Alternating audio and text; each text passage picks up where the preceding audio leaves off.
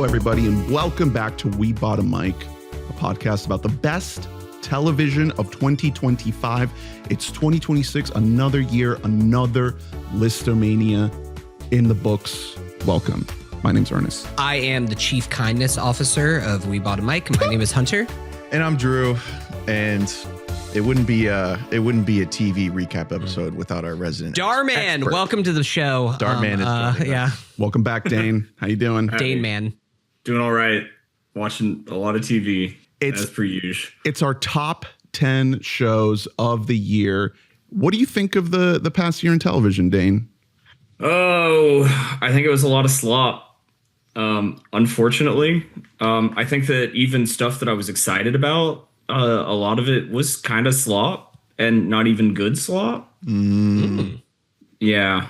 I was really disappointed in a lot of things. Yeah. Because a year ago, you're such a freak, man. A year ago, we were talking about it being a down year for TV for 24. I feel like this is a pick me up. I will say, comparison. maybe to Dane's point, looking at my list right now, I think I have 2 season 2s on my list. It's a lot of new stuff. I really loved this year of TV. But it was a lot of new things. Like a lot of the stuff that is older, I think is like, we're ready to retire this. Let's put the old dog out of his misery at this point. But there's some really exciting new stuff I found this year in TV. Drew, what do you think? I agree. My experience with last year's TV episode really shaped my viewing habits going into this year. And what were those habits last year? Do you want to speak on it? It was a train wreck of an episode, guys. I really, hand up. I accept. I blew it. Hey, maybe it was entertaining for the listeners. Over the course of the episode, I was remembering other things that I had watched that were also bad. And you never remembered Baby Reindeer. No, that's fine. I haven't thought about that name since a year ago to the day. I wanted to watch more. I even went back and watched a couple 24 things that y'all had recommended. Wasn't a huge fan of Ripley. I loved a lot this year. I was more plugged in than I had been the last couple, but it like you said, it's a lot of newer stuff. A lot of complete like left field stuff that maybe we got an inkling of. I think, early in the year we might have known, he's working with her and they're, but I don't know. A lot of things kind of came out of left field and I truly enjoyed. I think much like movies in 2025, TV had a weird way of reflecting the current moment. Not as much as like Eddington and One Battle and sort of like kind of directly depicting a lot of the turmoil that we've, endured and continue to endure here in America. But there's some stuff here that more abstractly, more fantastically is about now. Yeah. About living in America now. You're talking about Heated Rivalry, right? Ed Gein, mostly. Yeah, all the things you said, all the things you said. It's interesting how these things... Bad Club remix. Like that is, it just takes what is a perfect banger of a song and just really neuters it in a way I don't appreciate. It's neuters, huh? Yeah. I don't know. Something wrong with that word choice. It was a purposeful word choice. Okay. It's interesting how these things that take years to make and conceive, they come out at a time when they feel very relevant and on the pulse. And I can't say that about every single thing on my list, but certainly things that kind of bubble up to the top. It feels like the art, the media, it met the moment in some major ways. And maybe that's just how I perceive it or how the headspace that I was watching it. But some of these shows like really managed to capture the intensity, the terror, the enormity of what we're seeing outside of our screens. So as much as a lot of these shows that we're going to talk about are a way to escape and a way to entertain, I think they're also a reflection and a mirror to what's happening in the world right now. And I think that going into this new year, it's like it's good to look back, but it also makes it a little bit more daunting to think about as these things ramp up and as shit gets worse. Like how it's not fair to look at TV and be like, okay, you need to be about what the horror that I'm seeing now. Like you can't go into it looking for that. But I think that it's fascinating that a lot of these shows did manage to capture it in such a profound way. So any other thoughts, big picture, before we spin the wheel? Go ahead, Dane. Yeah, that's actually like kind of how I felt myself feeling, to tag onto your thought there. A lot of the things that made my list like weren't because it was like an enjoyable escapism. Mm-hmm. It was because it was like, wow, yeah, this is horrible to watch. I cannot look away. Yeah. I think that's a good point to make, Ernie. Well, let's get into the list. It's going to be a two-parter. I'm calling it now. I will say the other point that I was going to make is that similar to our best movies of the year, I do wonder, is it safe to say that there's going to be like 5 shows that will be on 3 of the 4 of our lists at least? I think it's going to be definitely. I think there will be more variance with this though than with I don't think that our top 3s are all going to be identical. No, I don't think that it's necessarily as top heavy, but I think that there's some shows, there's at least like 4, 5, 6 shows that came out this year that are very much in our lane, like the 4 of our lanes that I know we have talked about offline. So I'm interested to see how much carryover. Real quick, Dane, do you have a tally of like the total number of shows you watched? I started about 40 and I finished about 30. Wow. Okay. Where are you at, Ernie? I'm counting right now. So I watched in total 25 shows. I have an additional 4 that I started that I did not finish. I did not finish Vince Staples season 2, English Teachers season 2, Dr. Odyssey, which got canceled. This was the same season we talked about last year. It was like the continuation of season 1. If anything, it's a failure on our part. We didn't do our job. Did you finish Dr. Odyssey, Dane? I watched it until they were like, it's not getting another season. Did you finish 2 Dr. Odyssey? Every fucking night that it was on, that it popped onto streaming, I was sitting there ready to go. Okay. Ryan Murphy needs to be like tried for what he's done. Oh my God, The Beauty? You can't do that. No, The Beauty. You should not be allowed to do that. No, The Beauty. What if The Substance, but like a little bit gay? So I should like take that off of my list? Yeah. Okay. Like I said, I am just calling it now. It's going to be split into 2 parts. We do our top 10s. We do 10 through 1. And if there's overlap, we wait for the person that has it the highest to have the conversation. It's a system. It works. Maybe one day we'll change it. Who knows? It's a system. It works. And the wheel is landing on me first. And then I guess we go clockwise. We decided this with Colin. Dane, you are... Am I clockwise? Yeah. Congratulations. Is that how that works? Yeah. All right. So my number 10 show of 2025 is Poker Face. Season 2 on the Cock. Remember Peacock? Yeah. It's a streaming service that exists. I watch a lot of golf on Peacock. So did you watch this, Dane? I don't think me or Hunter did. I Poker Face, I was gonna go back and watch it, and then I got busy watching other stuff. Have you watched the first season? That was what I was gonna watch. Okay. And then The first season was also on my top 10. I remember. I think it was higher. And it was, I mean, it was years ago, yeah? Yeah, I'm trying to look up. year? I'm trying to look up 2023. Okay. Oh, it feels farther, but man. Yeah, but it's probably like early 23. It was a phenomenon though. So this is the sort of Columbo revival-esque. It's not a direct Columbo revival, but it's kind of using the strokes of a smart wisecracking detective. Yeah. There's just one more thing. Natasha Lyonne from Ryan Johnson mostly, but he actually kind of lets Natasha Lyonne take a lot of the reins here. She writes and directs a couple episodes. The basic conceit is kind of like a mystery of the week, a murder of the week. And in Columbo fashion, you kind of get introduced into the crime before the investigator comes in and is introduced sort of the midway point. There's just a template that we follow each time.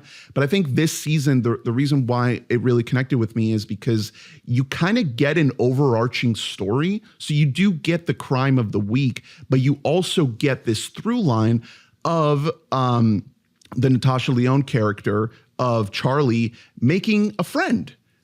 Played by Patty Harrison of I Think You Should Leave. Oh, fame. let's go. I didn't know that. And you don't get this plot line sort of taking over the entire thing, but they find ways to bring it up consistently so that by the time you get to the final couple episodes, it's like, all right, this is the climax of this subplot that we've been seeding throughout. And boy, it pays off big time.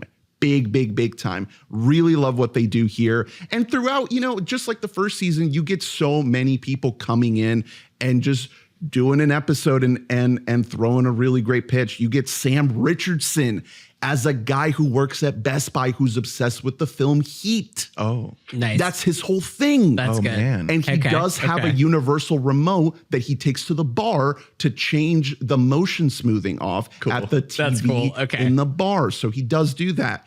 Well, you should have told me that ahead of time. I would have watched this show. You get Alia Shawkat. Sick. She's obsessed with the film Michael Clayton. Or no, I think she doesn't like Michael Clayton. I forget exactly what it is. Michael Clayton plays into that episode. If you're hearing the dog, it's because there's a massive winter storm outside that is bothering them. And finally, Justin Theroux.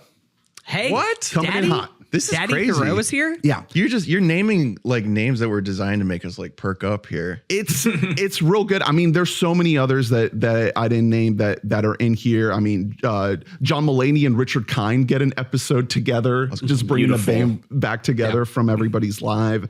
Really enjoyed it. I don't know if I like it more than the first season because the first season did feel so fresh, but I think that the fact that they attempted that more sort of serialized approach to be like, okay, let's kind of lift up the stakes a little bit, go for something a little bit bigger. I think it paid off really well.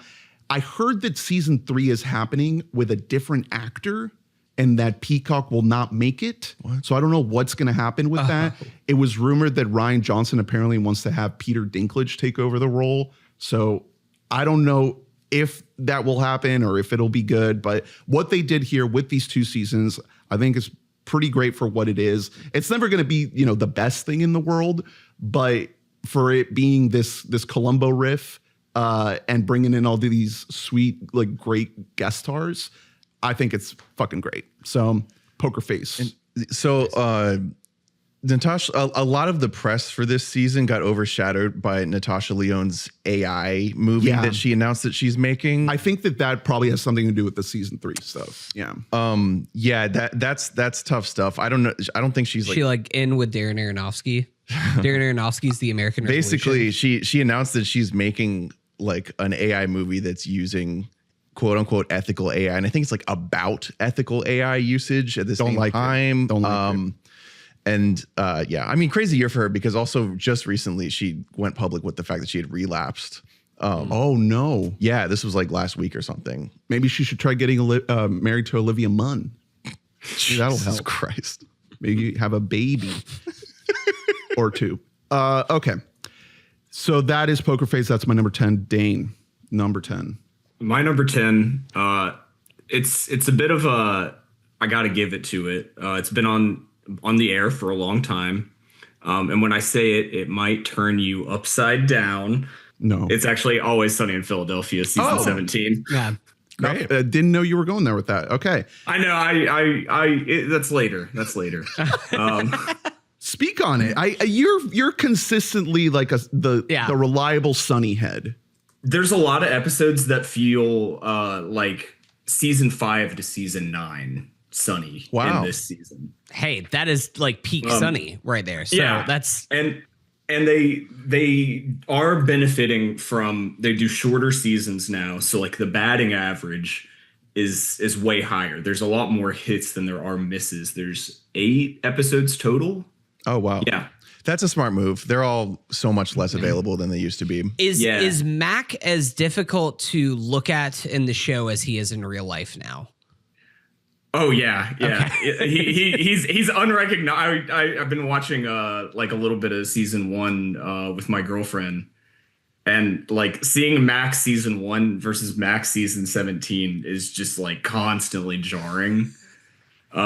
He's got, his face is all fucked up, man. Yeah. Like I love him. I'm not calling him Rob Mack, No. No, I will won't do never call that. him Rob We Mack. can say You're gonna McElhenney. fucking dead Yeah. name him? You piece of shit. This He is did it- Trump's America. He did it because he was like, oh, people can't pronounce McElhenney. Here's the thing. No, you don't give yourself a stage name 20 years in. Like, no one would bat an eye if he had done that when he was like 20 or whatever. But like, you can't. That is an unprecedented move. McElhenney is like, yeah, he's a known guy. Yeah, this you point. can't do that now. That's so strange. Yeah. Like he got a lot of like undeserved, people were acting as though it's like an insane idea to even, to change your name at all. No, everyone does that, of course, but not in your like 40s, 50s. Yeah. It's just midlife crisis, Ryan Reynolds type shit. Dane, I Yeah. will share with the audience that you sent me a photo actually a couple days ago. Yes. And I'm going to show it to at least to Drew and to Ernest over here so that they can see. But you sent me a photo for the audience. It is Weepy-Eyed Dane, and it just says, just finished the new season of Sunny. Yeah. So... Like, was that crying like tears of sadness or what is? So I think it was during the airing Oh my God, I of love the it. season. The actress Lynn Marie Stewart, who played Bonnie Kelly, passed away. Oh yeah. So they did like honestly a really, really, really nice tribute to her. It was like just highlights of her on the show, but it was like consistently her like saying something nice about somebody. Like not like doing something Right. you Not know, as like a horrible. bit. Yeah. Yeah. And it was so the last 3 episodes are like an arc where Danny DeVito, Frank Reynolds, he goes on to the Golden Bachelor. And he has like a whole like thing. And so Bonnie Kelly shows up in the final episode as a contestant on the Golden Bachelor with Frank Reynolds. So yeah, that was her like final acting thing that aired was R.I.P.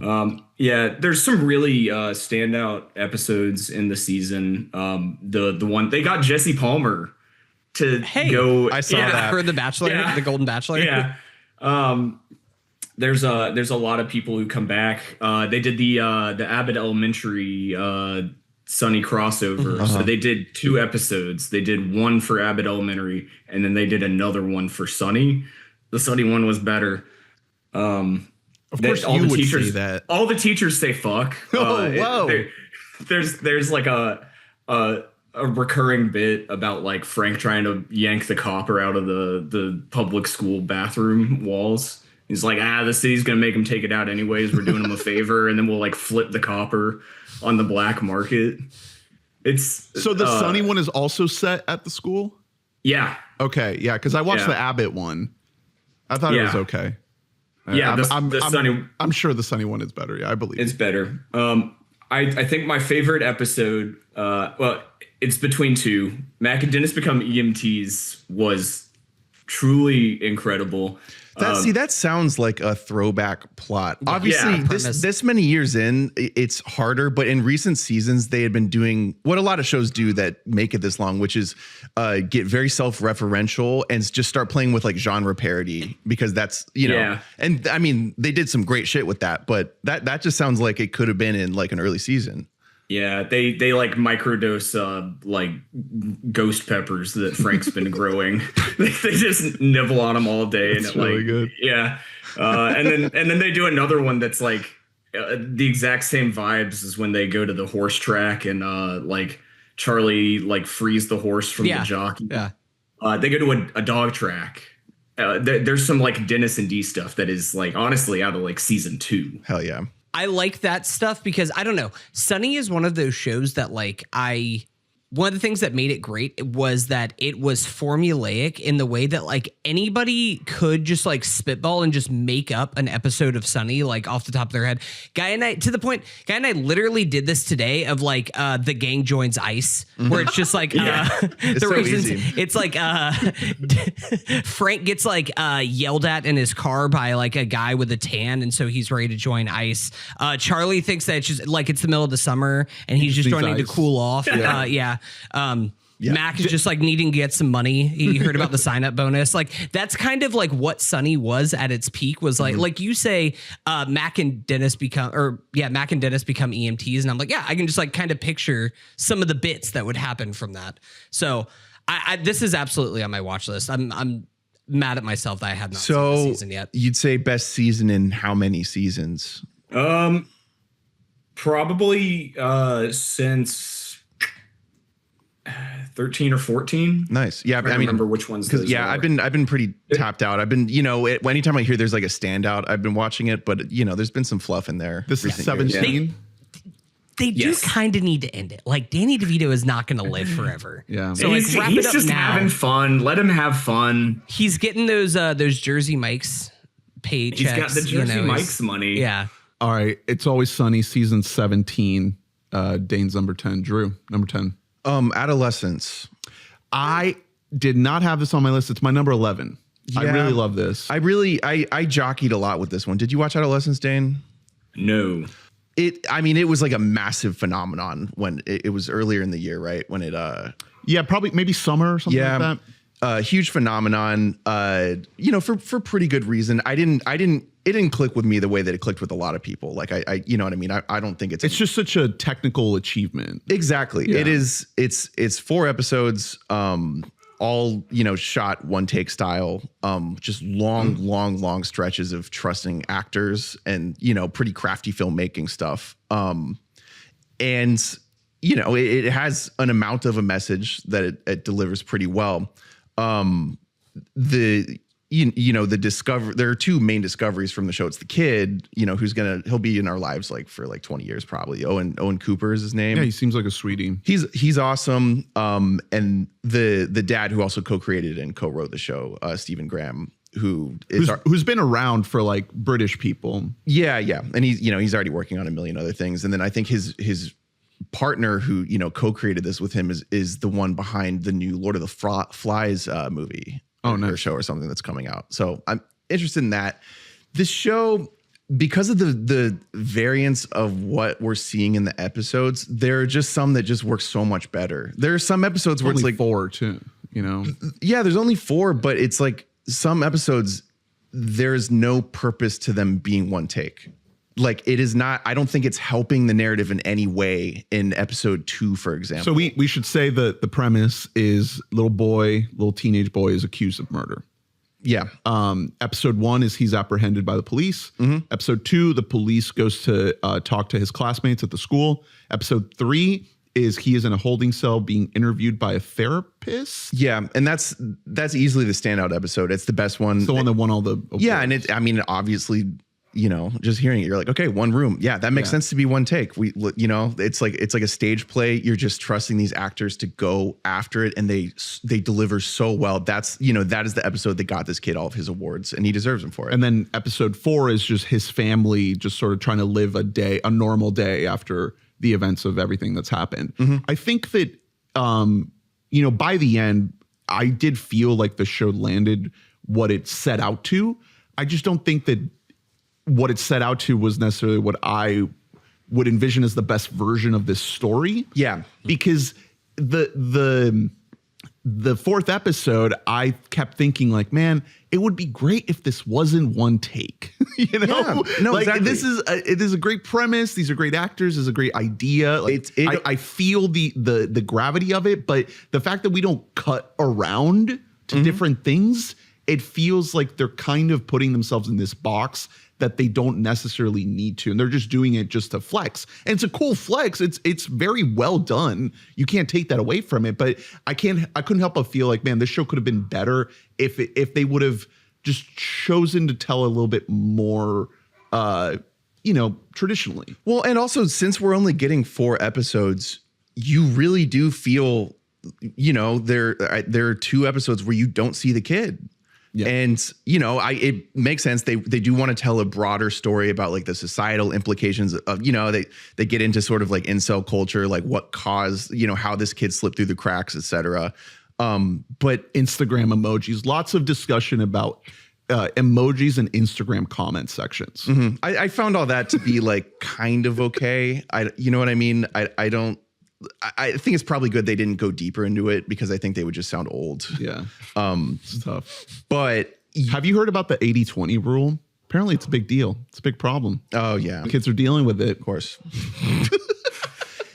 So That's some Tim Pool shit. I swear that's no, some it Tim is. I Pool mean, shit. that's like it is like who this kid's into. They mentioned Andrew Tate by name. Yeah. in the show. God. Yeah. Great. And it's for all of that, you would imagine heavy-handedness that isn't there. It approaches it character forward. We get to know these people, this family. But it's only 4 episodes, and so if you spend a whole episode following around like a cop. Like you feel like you're missing out on the more granular stuff that you imagined you'd be getting. Yeah. Especially after episode 3, when you're like, oh my God, this kid can do this. And like most of the show, we're not even with him. So it ends up being frustrating despite, like you said, there are plenty of moments where you're just in awe of how it looks and what they're pulling off. And there are plenty of moments where you're in awe of the performances. Stephen Graham is, he's playing a very complicated father character. I think he does it very nobly. His wife, I also found excellent. Tried my best, love. I found her to be the most real character in the whole thing. I think she's very.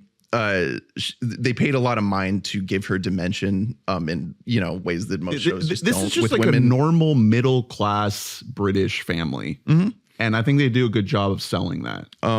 Is it Ashley Walters? Is that no? Who's the mom?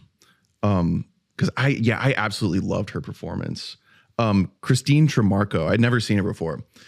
So there's plenty to grab onto here. It's just for all the hype that you may have heard about it, some months ago when it dropped, the fact that it's 10 on my list, it's not quite on yours. We both like it, but I admire it a lot. and it's very well made. it just, for being such a unique product, it does still sort of feel like they left a little meat on the bone. That's all. Also, maybe raise your kid better. Like if you're gonna have a kid, like commit. Also, Then don't have a kid. Also, that girl's a bitch.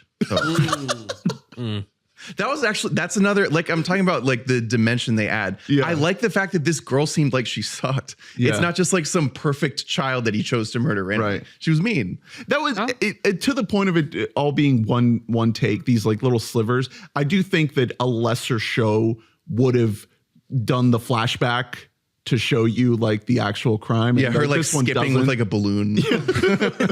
And this doesn't do that. This is all just about like the aftermath and dealing with it. And I think that's interesting. I'm glad it's on here. It should be represented. It's just, it's mostly just episode 3 is just like Exceptional. it's a staggering Just that good. achievement. Like it's just, everyone is firing on all cylinders. Adolescence.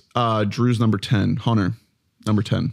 My number 10, I will say, I was mentioning this before we started. There's 2 shows that I did not finish, and it would feel dishonest to put them on my list ahead of things that I did finish. But You were doing a bit of a cram. I had a little bit of a cram this year. Yeah. I had a little bit of a Drew year this year myself in TV.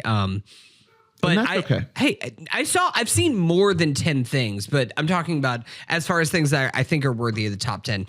And I say all that to say that my number 10 is actually the documentary series, Mr. Scorsese. Nice. I had this on here for a while. I bumped it off. This is really good. It's very well done.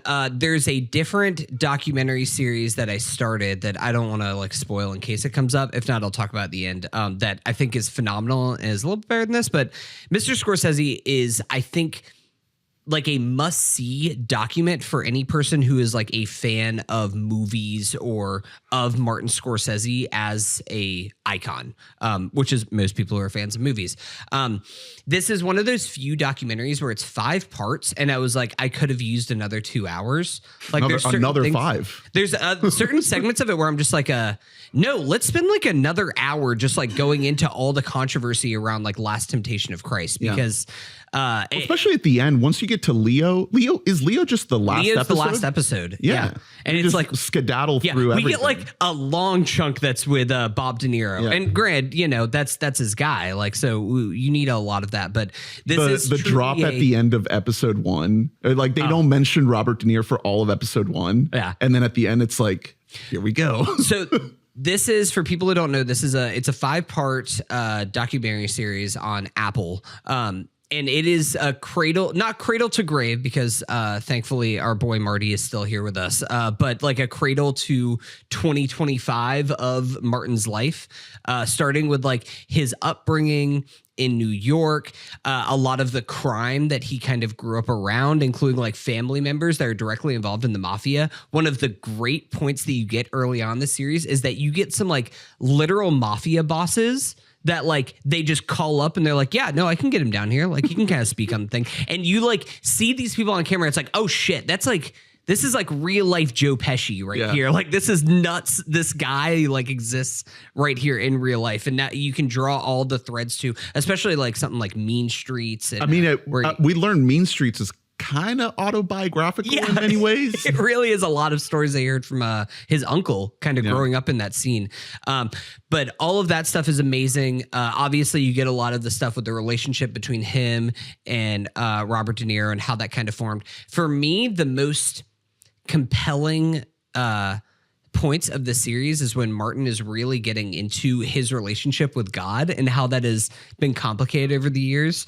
For people who don't know, Marty originally was going to go be a priest. Like he actually was like going to go to Catholic school, or he went to Catholic school growing up, was like going to basically like sign his papal papers to become a priest before falling in love with filmmaking and some other kind of things that happened earlier on in his life that I don't want to spoil for people. But because of that, he has a very complicated connection to the whole idea of religiosity. He is a very like Christian person, but is very much somebody who you can tell is conflicted by a lot of the ideals and the teachings that the church presents.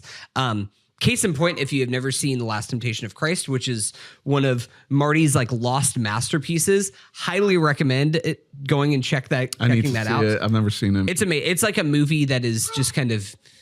The first time I saw it, I was like, "Oh, this is really good. I like this a lot." And it's kind of just one of those things that like sits with you. It kind of sits in the back of your head, and every time you go back, it's more and more Defoe rewarding. as Defoe is Jesus. Imagining like, what if Jesus actually like felt the immense weight of guilt on him because he is a man, like he is a human, but also he's the Son of God. And the whole telling of it is that like, what would be the human like emotional weight, and how difficult would that be to bear if he's just like, I want to go off and be in love with Mary Magdalene and I can't because I have to sacrifice myself.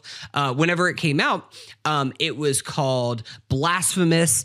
Marty tried to cancel the release. Yeah, Marty was shunned by the Pope, which was like very hurtful to him as somebody who like grew up literally wanting to be a priest. So between that, you also get like kind of a more of a modern telling of it he talks about the film Silence, which is actually, I still have not seen Silence. It's one of my blind spots. So good. There's still a number, for as much as like Marty is one of my favorite filmmakers, he does have some blind spots that now I really want to go back through of movies. And watch. Even like some of his misses are fascinating to hear him talk about in this, like something like New York, New York. The chapter that's on that is really interesting because it's right after Taxi Driver. He is at his absolute peak, like for his young indie life. Like he literally inspired an attempted assassination on Ronald Reagan because of Taxi Driver. Yeah. So he has like all of this indie clout. And so he's just like, I'm on a heat check. I'm going to do New York, New York. He also has like a crippling cocaine addiction at this time. And Martin Scorsese? What? Everything in the making of that movie, whenever you see stuff, and it's funny, afterwards I went and I just like watched some press with like him and Liza Minnelli and Robert De Niro like kind of talking about the making of New York, New York. They're all coked out. It is the most cracked out shit you will ever see in your life. They're like, yeah, so it's kind of like this reimagining of like the 40s musicals, but it's taking the grittiness of the 60s and the 70s. It's insane. It's his Magnolia. Basically. Yeah, but what if it's like reviled? Like people don't like that movie. The story of this the kind of through line of this miniseries is that Marty never had a moment where they just let him make a movie, either by his own doing or forces outside of his own control. One or another, it kept throwing him into these holes of him not being able to like get anything financed. Yeah. And even if they did finance something, it wouldn't be this surefire bet. Like time and time again throughout the decades, it's a story of like he is fighting to get shit made. Yeah. They never fully open the door for him. Well, it's because he's an interesting filmmaker whenever it comes to not necessarily like critically his arc, but commercially, he's like a peaks and valleys director. Like he in 1980 makes Raging Bull. It wins all of these awards. A lot of people think that like that should have won Best Picture that year.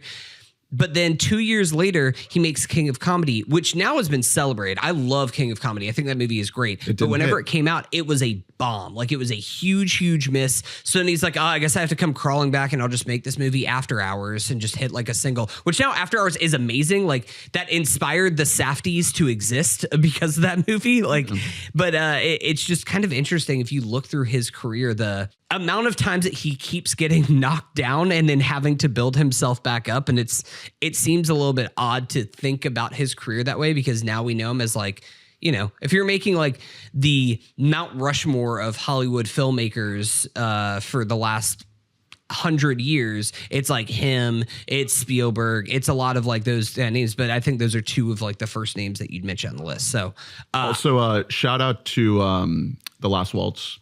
Yes, and The Last Waltz. The interviews with Robbie Robertson in here, the late R.I.P. Once Robbie again, Robertson. The amount of cocaine that is raging through the production and then talking about that movie is great.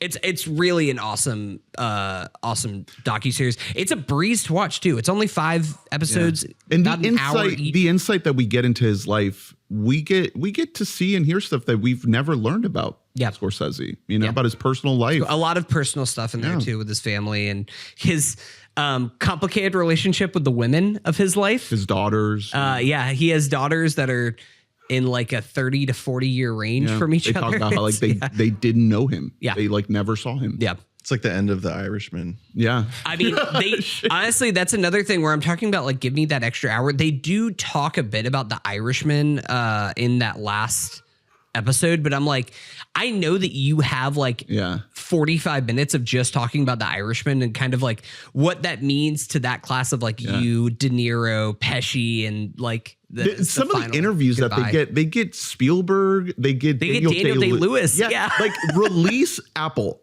Tim, just release the raw interview footage.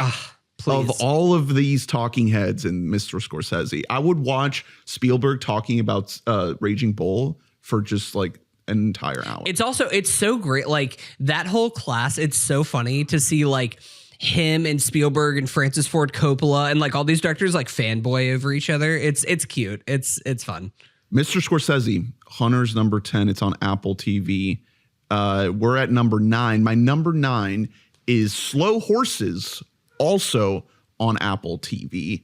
I had this on my list last year. You've been banging the Slow Horses drum for years now. Yeah, or maybe it wasn't last year. I think maybe last year was a bit of a down year for Slow Horses. I had it maybe the previous year. This is also the weird thing about TV. Like now, is there's a lot of shows that like, it's not every year that shows air. It's a lot of every other year. But Slow Horses does air every year. They do it every year. Yeah. And not only do they air every year, when you finish the last episode, they show you a preview of the next season. It's already in the can. Those Brits are just like nonstop, just cranking them out.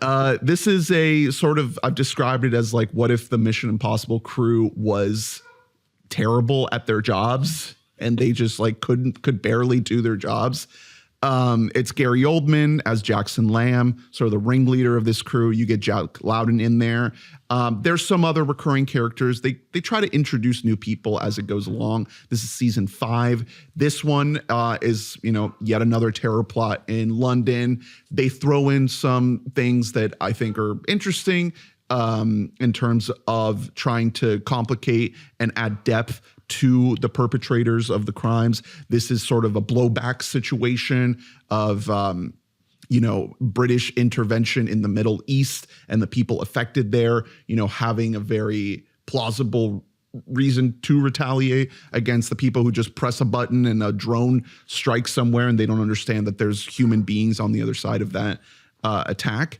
until years later when it comes back at them. So lots of interesting things here. I think what really made it hit my list this year and not want to dismiss it is just they find a way to continue to expand this world that they've created of these characters and really get you invested in their journeys. So now in season 5, you really feel like these people and you care about what's next for them. And it's not just about the next crime that they have to solve or the next mission. It's really just about the interpersonal dynamics and whether or not they're going to pay off.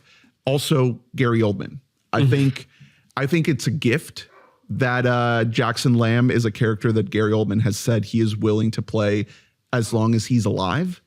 And he is fucking awesome. I just love watching him in this role. Stinky, farty, smelly, like it just exudes off the screen. He does actually deliver some tactical farts in this season. Very nice. Deployed to further the mission at hand. Oh. Not even as a bit, like no, it's not even a bit. Like the fart plays a role in the scene. He does smoke out the room. It's almost like another character in the show. No, Wow. for real, Yeah. for real. So yeah, really, really love Slow Horses. I'll watch it as long as they air it. It's just a great, like down the middle, good show. Love that they shoot it on location in the streets of London. Looks great, just moves, snappy, easy, goes down easy. If you're looking for something that's, very bingeable, very watchable, it's just 6 episodes per season, goes down so well. Slow Horses, my number 9. Dane, where are your number 9? I have a feeling this is going to not get to be talked about yet. My number 9 is Haha, You Clowns. Yeah, you're gonna have to save that one. Yeah. You guys got in on it? Oh my God. You guys. I don't like campaign for shows very often. And the second I saw that show, I was texting every fucking person I knew. I can't click on it. We'll talk whenever we get to it. Yeah, there is a reason it's so far down on my list. No. And I'll deal with that later. All right, Drew, number 9. I had The Last of Us season 2 here. Nice. Okay. I had it on here until I didn't. I like it. My list. It's my number 11. Yeah, exactly. It was never going to be up toward the top. There's an amount of recency bias, I think, with a lot of stuff going on with our list. And also, in a like a mini series forward world, in a world that is generating so much brand new stuff, it's hard for a season 2 out here, and especially when it is definitively worse than the season 1. I do think it's tough. This is a show, like, it was fighting an uphill battle, especially whenever you're talking about the video game fandom and everything behind it. We did a whole episode about like why this season doesn't work, mainly that like in the show, what makes The Last of Us 2 great is that you are playing the character of Ellie doing horrible things, and you just have to like live with those actions. And in a show, you're just watching somebody do horrible things and you're like, well, I don't like this person. I don't want to spend any more time with them anymore. Yeah. Well, it also, they're having to jump a hurdle of just like what happens at the fucking beginning of the second game, which is just incomprehensible storytelling. There are so many people that love the first game who just like 180 turned on the entire franchise, probably killed whatever franchise could have been. The Chuds just absolutely. It's insanity. It really is. There's really no way to talk about it without just saying what happens at the beginning of the season, right? I mean, I don't know how else to do it. Might as well spoil it. It's a huge spoiler. Season 1 is like 80% of the magic in that season for me is unbelievable chemistry between our two leads. Like I haven't seen in years. Like Bella Ramsey jumps off the fucking screen, especially when she's with Pedro. And it's not the show's fault, but they kill him. They went kill the for guy. it. I thought that they were going to save it till the end of the season, that they were going to find a workaround to keep Pedro on. Nope. Ep 2. Incredible episode. I mean, yeah, it's one of the best episodes of the year. It's awesome. It just is like, it's a breathtaking story decision that I can't believe Neil did in the first place. And from there, as the season starts, we deal with a significant time jump and then, after this happens, Ellie is just a new character in this season because of all that's happened in the time that's passed. I think that she was better suited to play the season 1 Ellie. Like Bella as that Ellie was so phenomenal to me. And the spunk, the little kid. Yeah, and I don't think it's entirely like I don't think it can all be placed on her. I don't think they quite nailed down, like you said, like how a way to get us emotionally in the right place with her. I said it at the time of recording, but I think that the beauty of season 1, especially in hindsight, is how it didn't feel bound to the game in the same level. Like it was something where it was just like this is more of a world that we're going to set our story in, but we're going to take the time to make this even more about the characters, because like it's not interesting we're not trying to make The Walking Dead here. Like we're trying to actually show people living in this post-apocalyptic world what that would look like.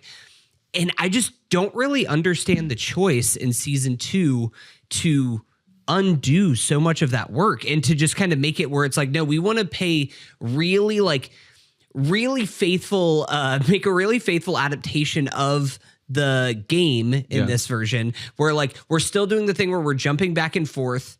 And so you really don't like the time that you're spending with Ellie, because you're like, well, I would rather just like not be with this person. I'm just continually watching her do mistakes, and we're not spending as much time like coloring in the edges like we did in season 1, where we're meeting all of these characters that didn't necessarily exist in the show.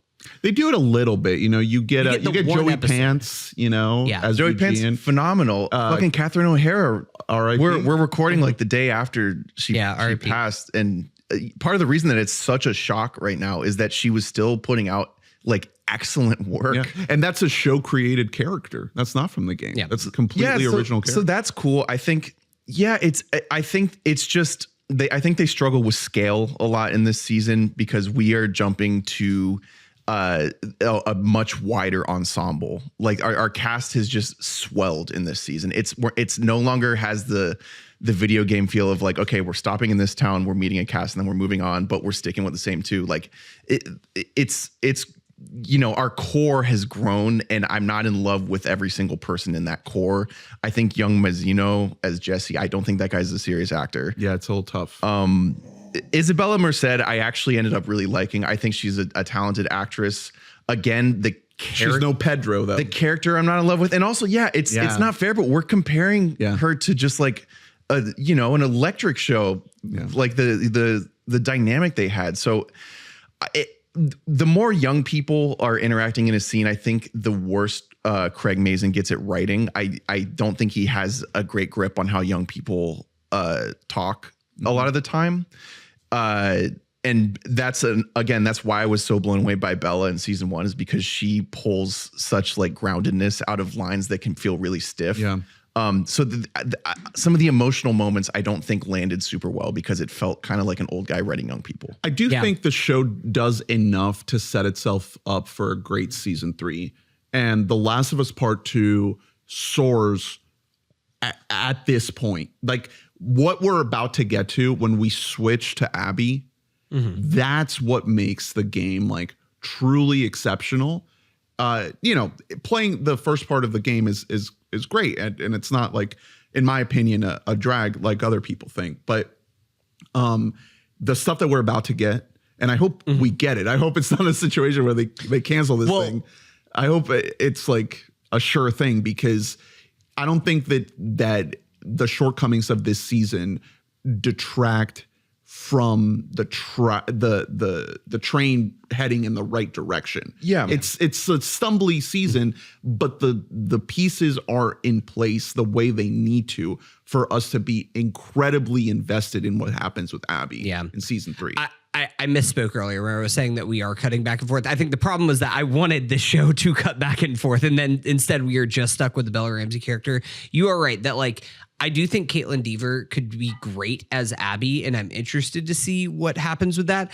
What I don't like is the already kind of I don't even know if it's a rumor or if it's been announced that they're splitting that up into 2 seasons, into a season 3 and a season 4. I don't think there's enough story.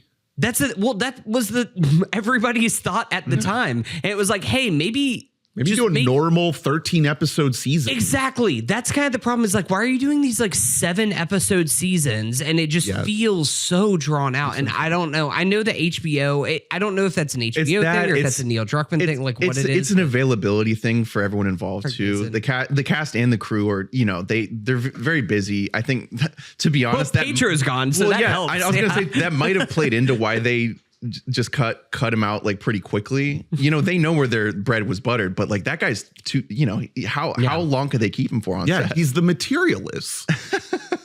Materialist. He had to get leg lengthening surgery. Yeah. Dane, did you watch this?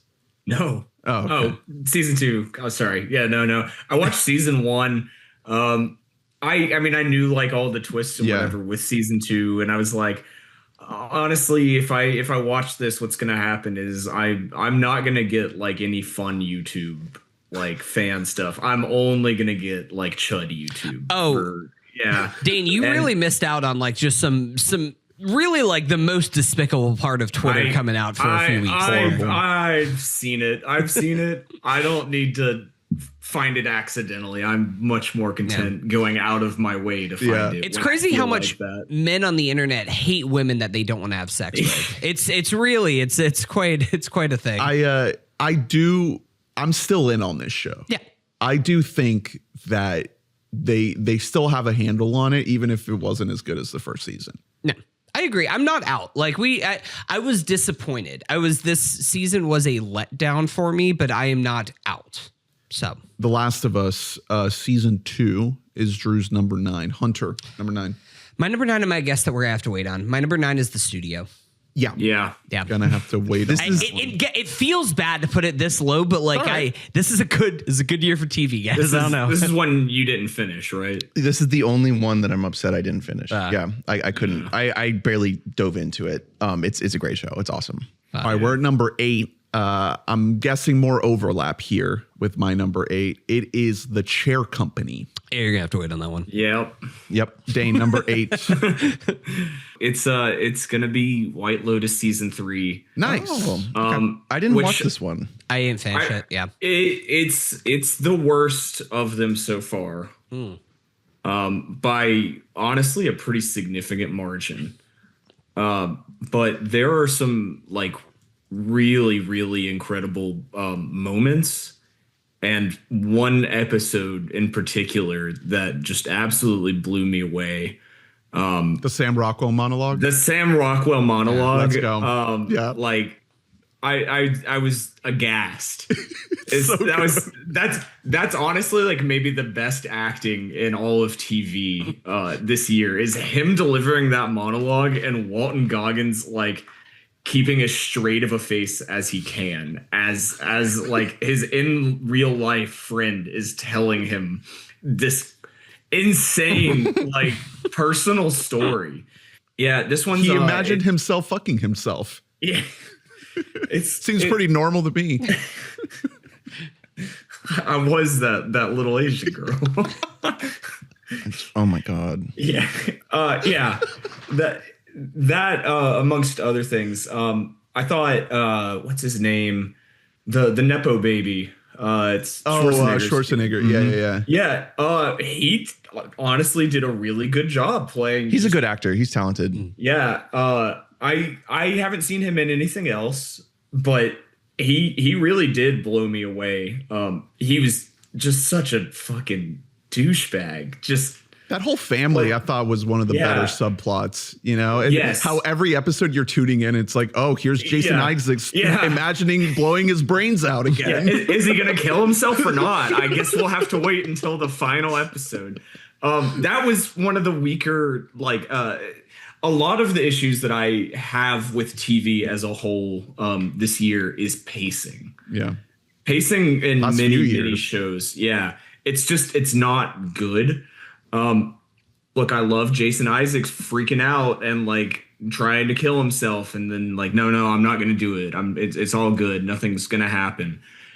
But like there needs to be some variation in that. I can't have 6 episodes straight of that. It's the double-edged sword of like getting less studio notes nowadays. You Yeah, know what Mike I mean? White's too powerful. Well, Yeah. you also, I mean, with something like, you know, with streaming, you used to have to write incredibly structured stuff just to like have commercial breaks in your script. Yes. Now, is there a fear that he rushed the season because he's like, well, I gotta get back out to Fiji? He's locking in for Survivor season 50. Yeah, let's baby. go. Yeah.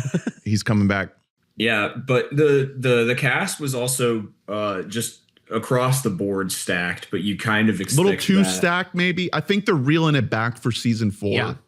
Couple great season 4 names. Dude, Helena Bonham Carter's gonna be great. That's so Yeah. fun. Steve Coogan is going to be so Coogan. fucking funny. I can't wait for Steve Coogan to just get cucked by Helena Bonham Carter like the whole season. It's gonna be great. That's what we want. yeah. What did you think of the ladies? Michelle Monaghan, The Carrie ladies? Coon. Carrie Coon. I thought that subplot that was one of my like more favorite subplots, and I think why I'm not like fully in on it is I don't think they quite stuck the landing on that. Just one monologue from Carrie Coon was not quite enough, I felt like. You know, so Mike White likes the ambiguous. You know, Yes. he likes And- not giving you a definitive landing for every subplot. But I felt that in season 2 a couple of times, just because season 1 does give you landings, even though like a lot of his past work doesn't. And so I, you know, for example, in season 2, the guys going to discover their family past, it kind of just fizzles out, and it's like, I get it. Like, you don't have to like spoon feed me a lesson or something, but like you could put a little cherry on top here. You prefer like the open-endedness though of something like School of Rock. One thing Well, It's like a Terrence Malick movie. Yeah. so like avant-garde. the ambiguity in season 2 of like whether or not they all cheated on each other, I thought was brilliant. Oh yeah, That's fun. That Yeah. serves a purpose. It's fun. There really wasn't enough of that in this season. Now that you bring that up, Yeah, but you know what there was is every character is dealing with using the Thailand setting as an attempt to radically change their Yes. lives in some way. So They're I- searching for this. They're trying to use the vacation as this like expulsion of their Yeah. wealth or privilege or whatever, and then they don't. You know, Yeah, they kind of revert a little bit. the setting of each one of these like seasons is really important thematically. The Thailand theme probably stronger than like the Hawaii kind of theme. I don't know if it was anywhere near as good as like the where there's Sicily. Yeah. Yeah, not Italy. But that was really good. And they talked all about like everybody cheating on each other. Like that was one of the first things at the beginning of the season. This season was a lot of like Spirituality. spirituality. It dabbles a little bit in kind of what some things they talked about in the first season, like of all the locals are like really, really exploited by the fact that there is like this huge resort. Right. You know, a nicer another plot line. Guy Talk and his little girlfriend Mook, however you say. It was a really good plot line. That was probably, I think, the best like ending to any of the threads. Because I mean, I don't want to like spoil it or anything, but yeah, I don't want to spoil it. I don't want to spoil it. That's the best ending, I think. In the sense that I don't feel good about the ending, but it's the one that's wrapped up the neatest. I'm still in on season 4. I haven't loved any season overwhelmingly of this show. I always think they're just good. They're just like down the middle. I good. do love the first season of the show. I'll keep watching. too. It. I think the first season is pretty excellent. 2, I really enjoyed, even though it's like I kind of enjoy like the messiness of it. I did not finish this season. I've heard that like it gets better as it goes along. I found the first 2 episodes of this season be pretty slow, and I kind of just fell off of it. But I'm gonna finish it. I'm gonna catch it. It's enjoyable. I mean, Mike White is talented. One of the funniest things, because the cast for season 4 just got announced, and once again you have like idiots being just like, really put the white in White Lotus. Like they just like haven't watched. That's the point. They like completely missed Yeah. the point of like everything. It's supposed to be France. Yeah. I think it's something Versailles somewhere in Europe. or something. Yeah. All right. White Lotus season 3, Dane's number 8, Drew number 8. This is where I stuck haha you clowns. You have to save it. Let's save it. Just a bit. Because I Just a could bit. I mean I could put it anywhere, baby. Yeah, I am scared. Hunter number Scared this family falling apart. number 8. My number 8, I know that we're gonna have to wait on. My number 8, and it feels bad to put it this low, but my number 8 is Pluribus. Yeah, you're gonna have to save it. No way. Number 8? I look, everything above this, I'm Haha just you like, clowns is above it. do you love that, Ernest? Does that make you feel sick? I have to go. Shout out to you, Hunter. you know, I'm saying Hunter's living his truth. season 3 of Pluribus is probably gonna be my number 1. We'll talk about when we get to it. Okay. All right. When we get to We're it. at number 7.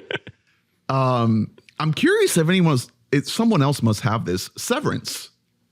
No. No one put Severance. So whenever God damn it. I fucked up.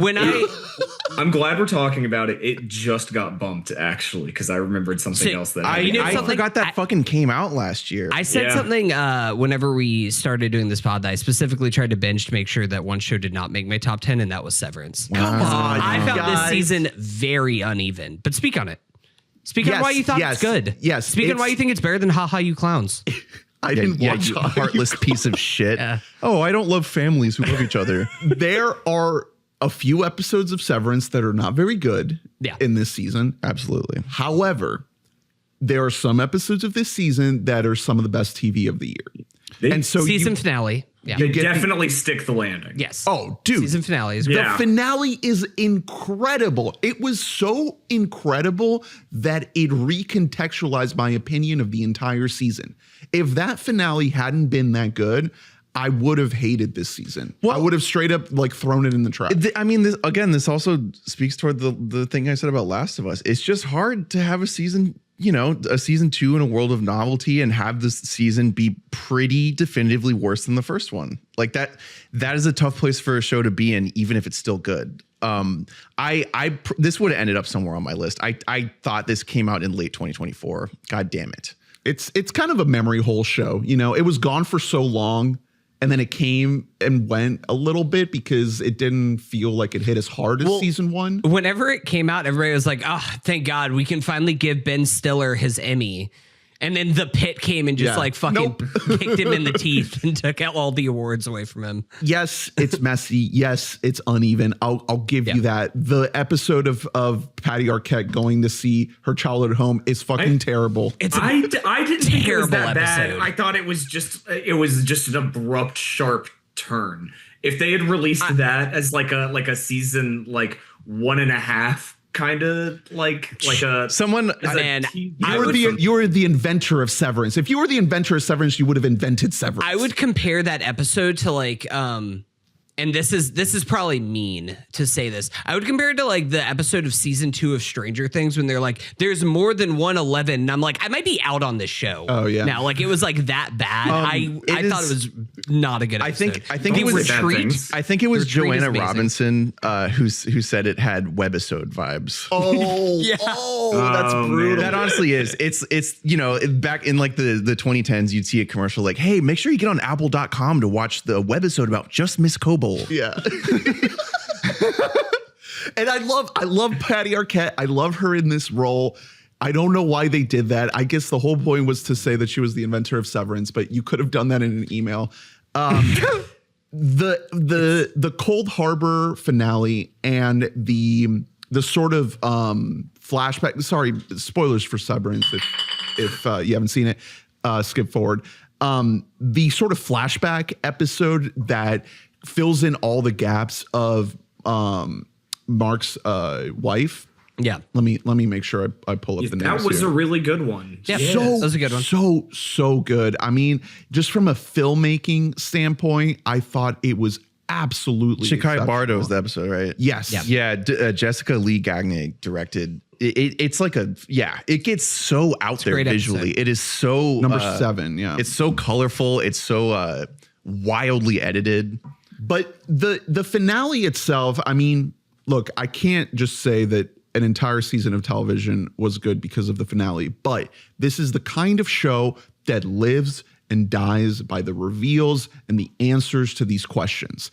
And I think that the way they go about the exposition dump in this finale of having Adam Scott talk to himself through this camcorder, I was just eating all that up. Like, that just felt like such a culmination of everything this show was trying to do from the beginning. If they don't make a season 3 and this is the final episode, I would honestly be happy.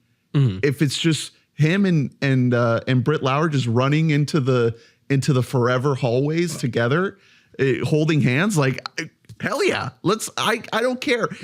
It felt right. It felt emotionally, thematically, and as far as our characters go, it all clicked for me. I was just over the moon. I won't knock anything that you were saying there, because I do think the highs are great. We didn't mention the retreat episode. Which is like that. I think that episode. That's a great Tremel Tillman episode. Yeah, I think that there is a lot of highlights in this.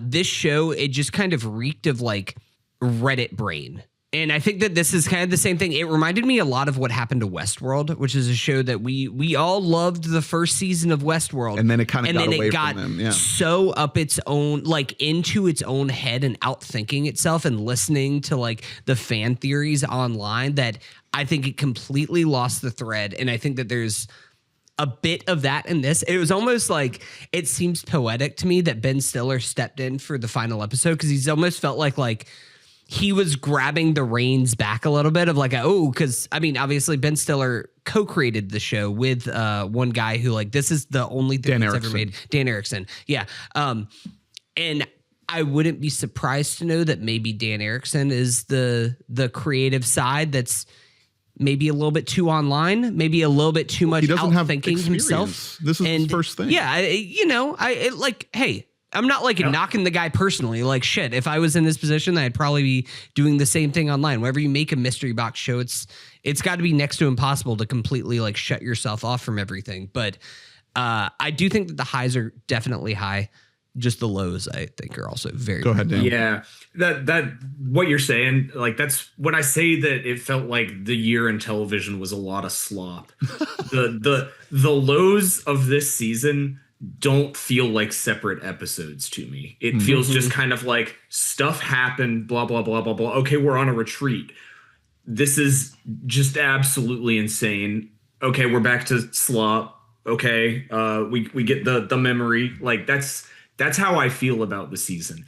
Just absolutely standout episodes, but so much just like nonsense that felt like it wasn't really going anywhere until maybe it got like pulled over the finish line by the finale. I think I get what you're saying about it feeling like they're sort of interacting with feedback too much. I think that after season 1, there was no way for it to not feel like this. Like, too big. It wrote itself into. They opened up the world when so much of the charm of season 1 was that we were confined to this setting, and there was no way to do that in season 2. And when they do go back into the office over and over in season 2, you're like, how did you write? Like, there's so many illogical reasons that they keep going back. It's like, time to go back to work, I guess. And it's because they know that there's something magical in that place. Yeah. But like, it doesn't make sense anymore. Yeah. Well, I mean, based on how it ends, you know, it seems like they're going to be doing a lot more in the basement and the basement's basement and whatever basement is under that basement. Yeah. Well, the way they shout out Zach Cherry, I will also say. On the cast. And he's great. And Merritt Weaver. Everybody. Merritt Weaver is always Turturro. I think Merritt Weaver is one of the best actresses we have right now. Like, she's so real, so quiet in this. I love her. That whole subplot of exploring like them cheating with themselves basically was really interesting. It was. There's an episode, it's before Chikai Bardo, where they explore the idea of the innies like having a deeper romantic sexual relationship with each other and like trying to understand what that even is.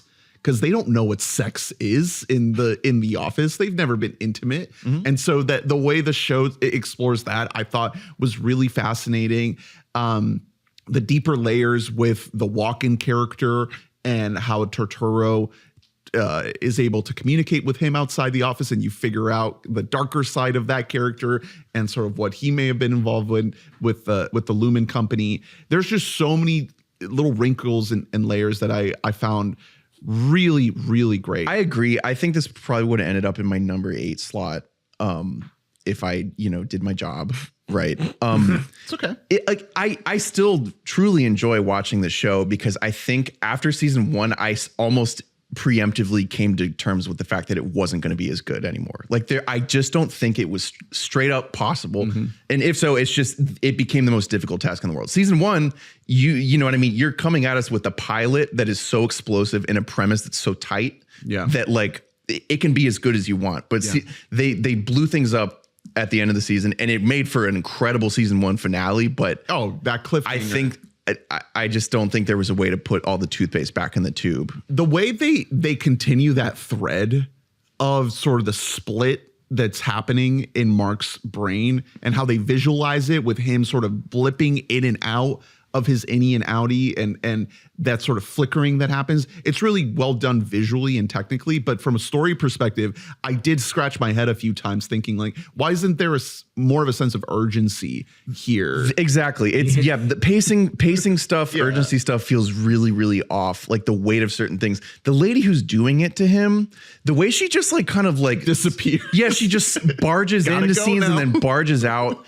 It feels like there was some reshoot stuff going on there. Yeah. The way she's living in his fucking house at one point, it's real. It's the way that he is reintroduced to her is literally he comes across. He's in his car or something. And then she's just there. Yeah, she's right in front of him, and then 10 minutes later, she's doing brain surgery on him. It's messy. There's stuff that feels rushed. Again, I just I couldn't puzzle it better with the ingredients that they gave themselves. It's their own fault that they gave themselves this to work with. But again, you can fall back on great performances and that finale, great looks, great direction. Yeah. It's just messier. And I feel like season 3 is going to be more of that. They've done a huge overhaul of the staff working on it. I think Stiller, there have been weird power struggles behind the scenes. Stiller has brought in a lot of his own people to make up the new writing staff, including our boy Sean Clemens from Hollywood Handbook. That's really fun for season 3. Yeah, that's good. Okay. You can kind of feel that going. It feels ironically, it feels like there are 2 brains trying to fight over the controls in this season a little bit. Severance season 2 is my number 7. Dane, number 7. My number 7, it's a show that has reliably been on my list. Invincible season 3. Nice. Oh, nice. This was a good season. Yeah. This was a much better season than season 2. Which I thought season 2 was good. There were weird pacing issues with season 2. They had to break it up, and it was just really bizarre. Season 3 is really where the show starts hitting the meat of the Invincible comics storyline. So his dad's off doing his lonely dad shit. He's trying to fill his dad's shoes, but he's not quite doing it.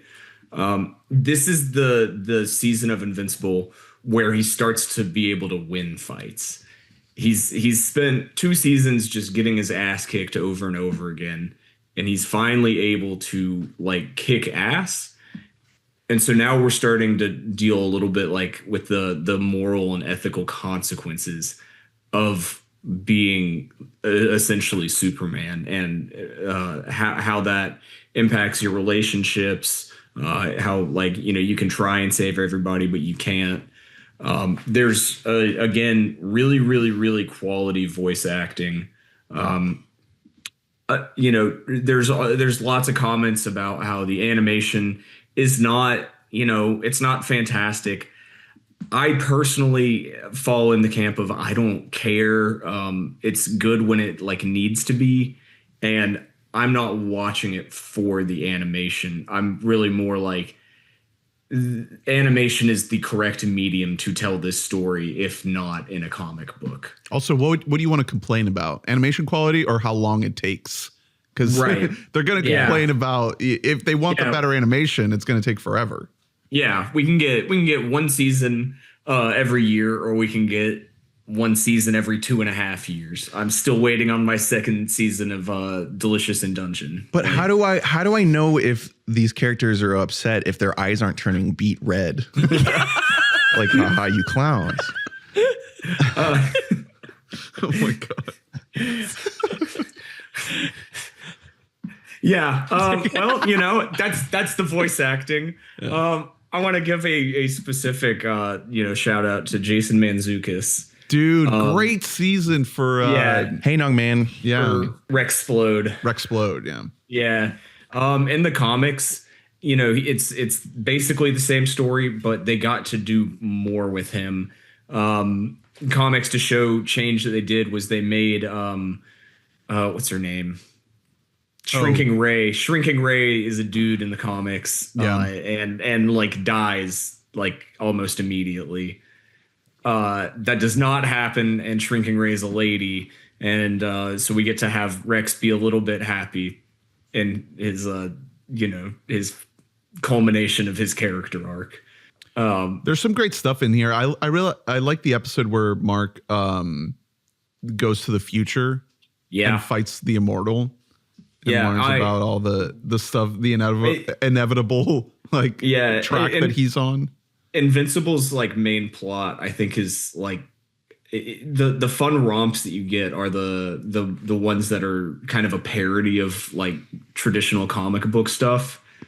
So like going to the future, they're making jokes about it the entire time, and he gets like handed pants from like another future version of himself at some point in time. He's like, "Why do you look so sad?" And the future guy's like, "You're gonna find out," Yeah. It's good stuff. Also, the little brother. Yes. That's a huge part of this, is him trying to raise his little brother. His little ant brother with purple skin. Yeah. He's a fucking sociopath, and he killed them all our twins. And that's not okay.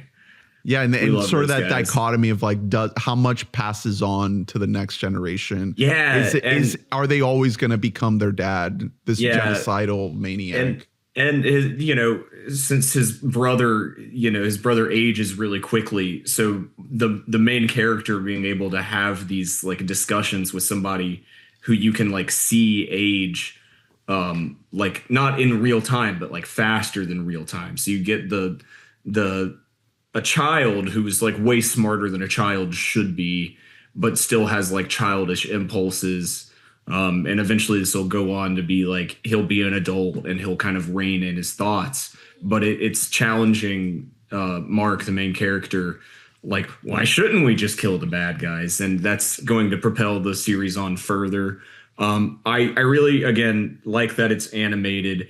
It's going to allow this show to, I think, like reach the culmination of the story of Invincible, which is really, really long. Wait. We're about to get season 4 in a couple months. I think March. Into March, I want to say, like the 26th. Yeah. What did you think of Angstrom, about the Sterling K. Brown character? Because to your point about it only being animation, like I think if they did that character in live action, it would just look like shit. Big brain guy. It would look like Ant-Man Quantumania. Like it would not look good. All of these characters being deranged looking, and the amount of like blood you have to do. It would be people with like ping pong balls and green suits. Incomprehensible. That's an interesting character, isn't it? That he's like every multiversal version of himself all together. And so, we get to do more multiverse stuff in 2025. That's really cool. But it's nobody's tired of that at all at this point. That was just how the character was originally written, and him being like essentially the big bad of this like part of the story. He's a character who Mark accidentally like created his worst enemy, and he did it by like trying to help people.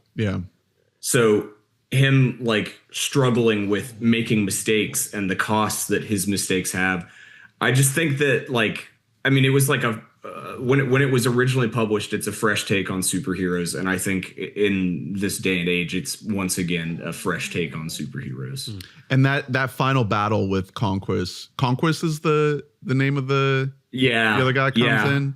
He fucking nailed it. It's the guy who he was Negan in Walking Dead. Yeah. Jeffrey and Mark. Morgan. Yeah, and Mark is Stephen Yeun. So it's the rematch. Hell yeah. Absolutely blasted.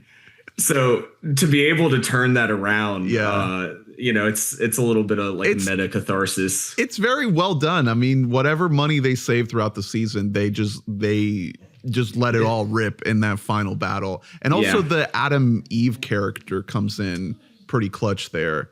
Yeah. So their whole character, the relationship piece of it really pays off with, them dating the whole time and sort of figuring all of that out. Invincible, season 3, Dane's number 7. Drew, number 7. I put Everybody's Live with John Mulaney. Nice. I started this. I didn't finish it. You see those boys fight? It was good shit. Yeah. I grew up like a massive freak about late night comedy shows. Even though like knowing full well like they weren't great. You know what I mean? Just as a format, like as a medium, I just found them very interesting. There's a lot that you can do with them. You mix written and unwritten material. It's, it just becomes very formulaic. If you actually watch them every night, you're like, oh boy. Okay. Yeah. The anecdote, Nathan, for you, it gets to a point, especially with the crop we have now. This show made me fall in love all over again with the format. It's so cool. He is exploding the idea of a late night show. The best part of the show is the thing that I think trips people up the most when watching it, which is that it's literally live. Late night comedy shows are shot that afternoon and then edited. Yeah. There's an amount you can take out the jokes that don't work. You can take out the pauses. You can turn up the audience noise to make it sound like they laughed harder. This show's like startlingly real.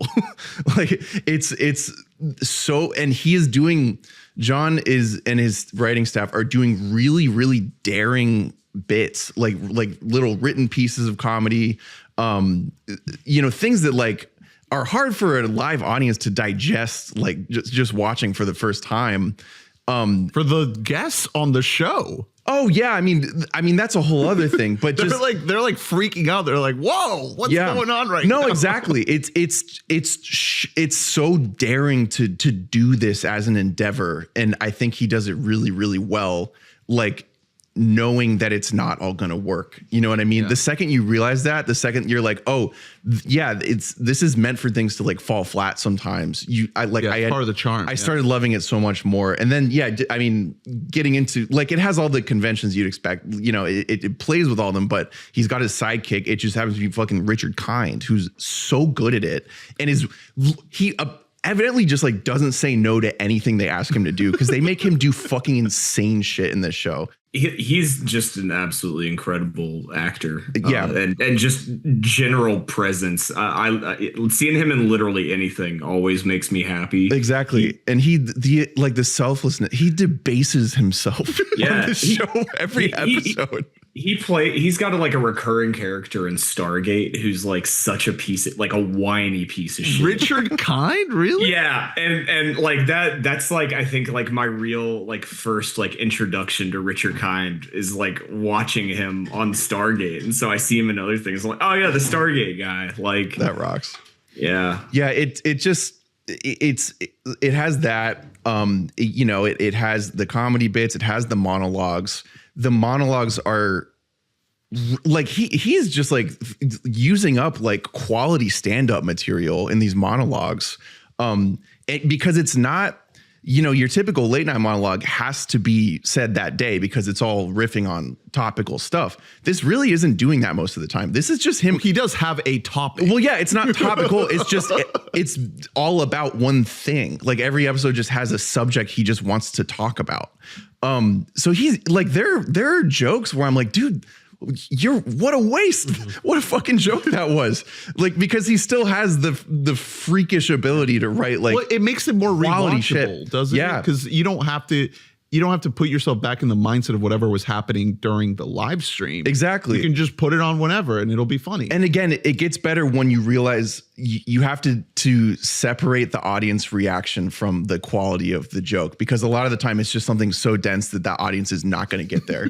Like but it's absolutely nuts. And then after that, they mix in these, these written interstitial stuff, but he's just bringing out more and more and more guests, and then doing live call-in shit, which is the worst idea. It never works. No, it always results in insanely long pauses. The guests are so uncomfortable because every TV appearance they do is designed to not have that. Like it feels like so like the Wild West. It's like uncharted territory, even though he's doing shit that, like Dick Cavett did in like the 60s or whatever. There's just no one doing any of this stuff anymore. It's so fucking cool to me that he did this. It is just funny to me because there was like a point, like right around the time whenever the like Oh Hello Boys were like hosting like the Indie Spirit Awards, where everybody's like, God, John Mulaney was born to host. Like, can't wait for him to do the Oscars once a year. And so like because late night was just considered such a dead medium at this point, it was like, well, the best he can probably hope for is just like once a year hosting a big award show that like 20 million people will watch. And the fact that Netflix and him like kind of cultivated this show that feels new and fresh, despite like riffing on something that has existed for as long as television has existed, is just really cool. Yeah, it's a one of a kind product. I really think it's singular. It's worth like paying full attention to, not just like Netflix attention, because it's uncomfortable a lot of the time, but it's brilliant to me. It's like what people say, comedians who were growing up in the 80s, what they say about watching Letterman, which is that like he was like fucking with the idea of a late night show while being one at the same time. He was doing stupid shit, that like, but written by really smart writers. His writing staff is fucking incredible in this. It has Jeremy and Rajat, who we've been following for a long time. They pop up. Yeah, Jeremy especially is like, there's a whole entire episode that Mulaney does blindfolded, and Jeremy is just like guiding him around for the whole episode. It's insane stuff that they're pulling off. And then on top of that, all the pre-tape stuff is really stylistic. I'm trying to pull up the director of it, but it's someone who is not like a sitcom director with, something like that you would typically pull for that. She directs music videos. And so it's like really sleek looking shit that also is funny, but like there's a weird style to the show. The fact that it all comes together is just super cool to me. It's supposed to come back, isn't it? Is this going to be an annual thing? I would imagine. I mean, I hope so. It's so cool. He also the slate of he gets cool guests. Also, every episode he gets just like a non-celebrity like expert on whatever topic that they're talking about, which is, again, that's like an old school, like Johnny Carson would do that, just for fun. And then you get like really random, like you'll get like, A.D. Bryant's coming in for 3 minutes to do like a little pre-written thing where she's like in the audience, every single episode, you're just like, wow. You get people who cannot predict what's going on here. Feel like genuinely excited to be there, like Sandler, Pete Davidson. Then you get people who are like bewildered. Like Sean Penn is there smoking a cigarette. Yeah, just ripping cigs, dude. He's like, why the fuck did my agent get me here as part of the One Battle press tour? While children are fighting in the ring with Mulaney. The whole season is building up to him fighting these teenagers. Yeah, and then he really does. He fights them. He fights those boys. They get his ass. It's a cool show. It's called Everybody's Live with John Mulaney. It's on Netflix. It's Drew 7, Hunter number 7. My number 7. Look, guys, the heart wants what the heart wants. Let's go. I'm just trying to figure out why you guys don't have haha you clowns high on your list. Are you allowed to say that like that? He's been working on the voice, and I've been really excited for tonight because I knew you'd bring it. Here's the thing.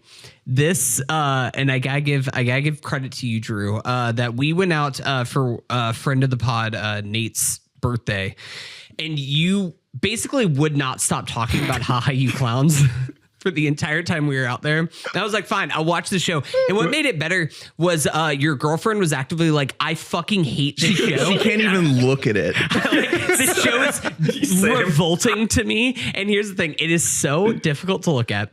It is for people who don't know. I don't think I can do that. It is a show. It's about three brothers. And their dad. Three brothers who have a dead mom, and they just love their dad, and they're just the most well-behaved boys. They're all beefed up. They're all chunky. They're all voiced by the same voice actor. It looks like it was who's also the animated. creator of the show. Yeah. Joe It looks Kappa. horrible. It sounds horrible. It's fucking awesome. It's incredible. It just every episode is like them encountering some kind of like issue. A lot of times it's either them it's either like something that's happening. It's always something that is like a very simple idea. Like, for example, one of the highlights is like leaving your bomber. Leaving your bomber jacket. I love my bomber. Yeah, we want to get guac on my Tuskegee Airman badge. He's got it. You got it, man.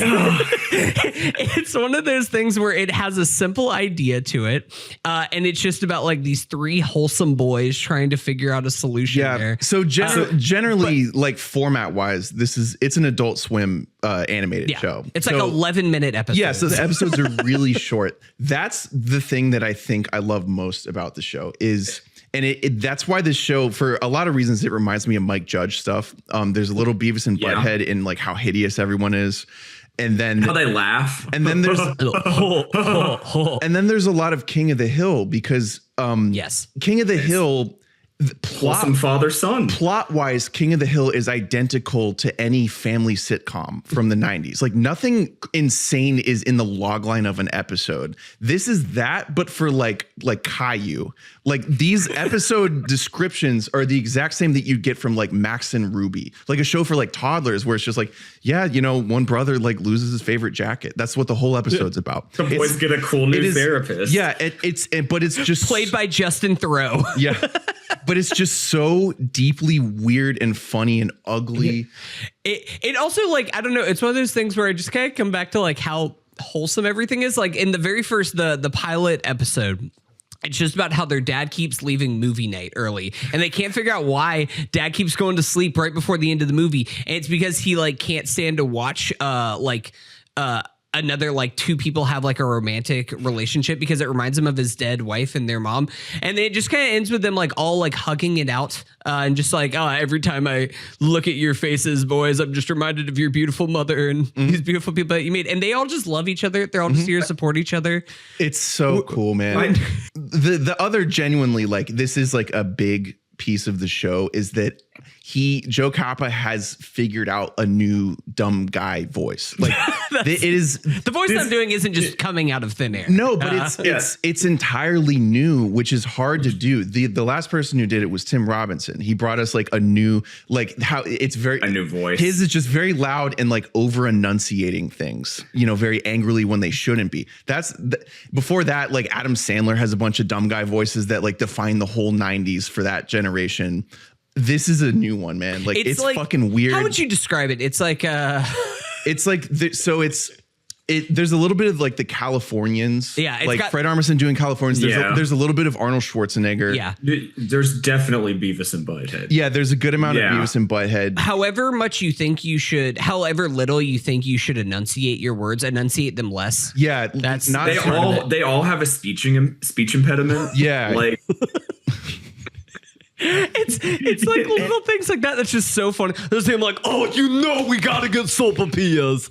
Like, it's these little things. Yeah. It's these like choices because it's so crudely animated, but every now and then they make something like hyper smooth, like a movement in one of the episodes where they're trying to get the dad to go viral. They do. It's disgusting. Animation. Yeah, exactly. It's so weird and uncanny. A couple shows do this now, and it works every time for me. Because Smiling Friends does it every now and then. They'll just rotoscope a shot, and you're like, "What the fuck? Why is that a real guy?"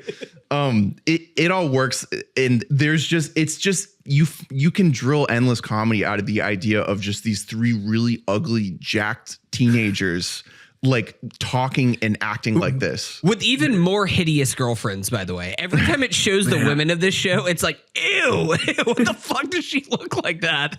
Why are her eyes like? Yeah, this entire show like genuinely made me uncomfortable. I don't think I had fun watching the show. I think I had a lot more fun thinking about watching the show. I could not stop laughing. I'm like watching it just like in the sunken place, like as he's like throwing a baby in the air, like yeah. It's nuts. It's just so endlessly like, I think the episodes that work better for me are the ones that are a little more slowly paced, because like it gets pretty chaotic at points. And there are times when it just feels like kind of, you know, that could be on any other Adult Swim show. Like, I get it. You're going nuts. It's shocking. Yeah. The hot tub episode for and like the last episode, Improv, which I do think is the weakest one of the season. That's a good episode. It's still fun, but it's fun. He can't get out of the bit. Yeah. He just can't leave the bit. We've all been there. So the episodes that are strongest to me are when it feels a little more slowly paced, and what they're mining the comedy from is how it feels like it should be a serious little kid show with heart. That's what I think like is honestly the strongest part of this show is it's like like a Home Improvement or like a Full House. Like, we're gonna be super wholesome family appeal. And then they'll have like little one-off jokes, or like somebody will say something in a funny way. And then it'll get really weird, but they always bring it back to like the boys like being good and learning a lesson and loving each other and their dad and their dead mom even more. Yeah. And I think the ability for the show to just bring you back to that moment after like an 11-minute ride of horror is the reason I have it so low is I don't know how sustainable this show is. Exactly. I kind of disagree a little bit. Like, I actually do think that the show, not like it's going to go on for 10 seasons, but this show does remind me one thing, and this is a little bit odd of a comp, but it's another Adult Swim show. And it's a show that I only got into in the last couple of years because it's one of Guy's favorite is Home Movies, which is something that started off the first season of Home Movies. Like, it's almost unwatchable with how crude the animation is. MS Paint. It hurts to look at. Like, it actively hurts to look at. For people who don't know, that is like the show that started John Benjamin. That is like the first voice acting role that he really had in anything as Coach. Okay. It's a tremendous show with Brendan. Weird show. Blanking on his name. Small. But the season 2 and season 3 of that show is where it really starts to sing, and it doesn't have the same level of like carnal speaking to your core humor like this show does, with just like it's been my new vocal stem to just do a voice. But like, it is something where they figured out kind of the writing of the show, and it becomes a little bit less manic, except for in the points whenever it needs to be manic. Like, it knows when to ride the line of, to your point, Drew, the like Adult Swimification of it, of like, we're gonna go a little bit crazy at points. It's gonna be a little bit over the top because it has to like scare 7-year-olds who left on Cartoon Network until too late. But it can become a little bit more of its own thing. I think that a great episode that rides that line is something like Plane, which is it's just about the dad who just has like flight anxiety. And it's a episode that gets really hyper. It gets really intense. But also it gets really quiet. And he's just like, Preston, the oldest son, is just like, Dad, I always just put on a brave face, but really I'm just a scared little boy. I'm so glad you have this, man. I cannot get there with this voice. I cannot say there, like, I cannot say enough about how like Guy and I just walk around the house just like speaking in these guys' voices at each other, and it has to be the most obnoxious thing in the world. I just hope that I love it. I hope that the show like remembers its recipe, I think, because with any comedy show, that what happens to them is they get faster, and the show can't do that. It needs to stay at the pace it's at. It needs to trust. It's hard when you're writing something to trust that something's going to be conveyed when it's like not funny on the page. You just have to remember what it's going to look and sound like, and be like, that's why Mike Judge is such a singular creator and animator, is because there are so many jokes in King of the Hill that on the page are not funny at all, but it's because the way they say it. Yeah, exactly. And just the earnestness that is unexpected, you know, like the amount of like bad sitcom lines that come at the end of these episodes that made me like scream. Like at the end of the pilot when he's like, yeah, as far as the ice cream goes, that was my bad idea. Like I do think Lost, because the first time you're watching the show, I probably watched through this at least, maybe not every episode, but most of the season like 3 times at this point. Because again, you can watch the entire season in like an hour and a half. Yeah, like it's really it's so fast. short. But Lost in the sauce of this is the dad, also played by Joe Kappa, and in that episode is that's also Joe Kappa. Yeah, he's just like, what's in this ice cream? You'll have to give me the recipe. Yum yum yum. Wummy tuck tuck. No more wummy tuck tuck. Wummy tuck tuck. It's Christ. so fucking good. It's so awesome, man. It's one of the when I watched it, I was like, God, I wish that we were 20 again and like just smoking a bunch of weed together. Hell yeah. That we would not hit. We would watch this like on repeat. It would just be on a loop in the dorms. It's so fucking funny. The one thing that I really want to also hammer home is their neighbor being fucking Jeanette the Black Widow Lee, who's apparently a real person. Mm-hmm. Yeah. Who She's just a billiards champion. Yeah, a real former professional pool player, and she's just always in the backyard shooting pool on like an unprotected pool table. I feel like she's always giving like terrible advice. It's not the advice that actually. There's also it's very taken. That in particular is very like Aqua Teen Hunger Force, where it's just like you just have a pool table just sitting outside at all time, and then just telling anecdotes about like, yeah, I remember whenever I was dating Robin Wright and Sean Penn. We got stuck late, and then should we spoil? There's one a guest cameo who just comes in playing himself. It is the hardest I've laughed at anything last year. Is when I don't want to spoil it because when it's revealed and the fact that the boys who like are very positive about everything like don't really seem to like him very much. No. They're just like, oh hey. Oh my god! To that point, I don't even think. I think it's just like one of the voice actor guys. I don't think it's a famous person. Even though there is a few really great like. Not cameo voice appearances, but we mentioned Justin Theroux is in here as a therapist. Paul Rudd is in the voice cast. But my favorite Justin Theroux was the therapist? Yeah, he plays Justin the therapist. Dax Flame has a couple voices. Yeah, Dax is in there. Yeah. Dax. The guy Jeff, who plays the husband of their dental hygienist whenever they throw the party, and they just like keep fucking dunking on Jeff. Like they hate this guy. And then you finally hear Jeff talk, and he's like, yeah, when I got back from serving 2 tours in Afghanistan, I saw a lot of my best friends lose their limbs and everything. They're like, oh, why do we wear a hat indoors, Jeff? What, did you get raised in a barn or something? That bit of like, I just fully expected to hate this guy Jeff, and then he turns out to be a totally reasonable and like good person. When they're mean to someone, it hits so hard because they're so nice. And it's like, why are you picking this person? I also love. They gotta go visit their dental hygienists. But all 3 of them at the same time, they all see in 3 chairs. They all see a dentist at the same. Yeah, I don't know. I think that there are some episodes that are better than others, and it's you know, once you have a writing staff, like the tendency is just to always insert more and more comedy, and so I really hope that they keep things, you know, they hold back their hand a little bit.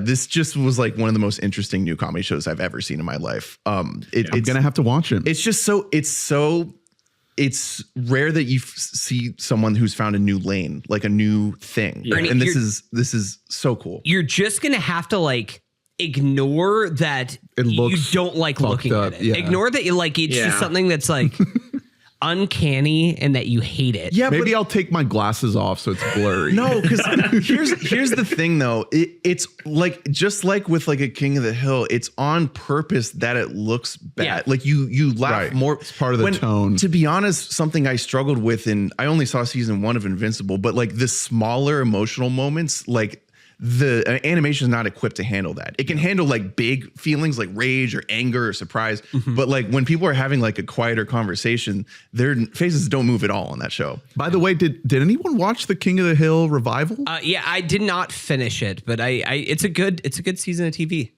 I've been slowly working through King of the Hill, the original series. It's not something that I'm like constantly like binging. It's more like I'll throw on an episode or two. And since I'm only about halfway through it, I didn't feel like it was like appropriate to watch the revival. But I have heard really good things about it. It's a great revival. They did a good job between that and Futurama, which was the Futurama revival. Is that this year or was that last year? It was last year. There was another season of it. The Futurama revival, it's good in a different way. It's good in a sense that it's like, yeah, this is just Comedy Central caliber. It's fun to have Futurama. back, but it's not. It's not anything groundbreaking. It's it's good. It's good. It's fun. It's slop. Haha, you clowns. Hunter 7. A better Drew's show 8, than Pluribus. Dane's 9. That's crazy. I'm gonna have to watch it. Okay. And we all universally agree on that statement, and that's good to know. Ernest is only going to get more mad at you. Once he watches it, he's going to get more mad. I picked something that was like the most ugly thing possible to put ahead of the more beautifully shot things on TV. Number 6. I don't feel bad. For me as a show we're definitely have to wait on. It's Task. Oh, baby. Let's go. Dane, did you watch Task? I did not. Dane. God, I love Task. Fuck, it's good. Number 6, Dane. What you got? Or it's one that's gonna have to wait. It's Pluribus, Okay. which is above Haha You Clowns on my Only list. like a step though. Like we're all kind of in the same range here, same tier of shows. Drew, you're number 6. Andor. Wait on that just a little bit. Yeah, buddy. We're at that point of the show because my number 6 is also Task. So But no. We're not even close, buddy. I know that I know you're a Task boy. Look, Task, it passed the Ha You Clowns line. Unlike Pluribus. It's in rarefied air. I will say this whole I forgot to mention it up at the top. Once we get like past like my 8 through 4 are pretty much could all flip around based on the 8 through Yeah. 4. Okay. Yeah. That's Sure. I figured something like that was probably going to happen. Again, that's what I mean by it felt like the whole year of TV was kind of slop. It's really top heavy and everything else is. You love slop. What are you talking about? I do. You're Mr. Slop. I'm the I slop know. king. I watched a show. Get this called Doc. Okay, what do you think it's fuck about? is that? What do you think it's about? Because it's not what you think it's about. You know who watches Doc is my dad. My dad has told me to watch Doc. It's horrible.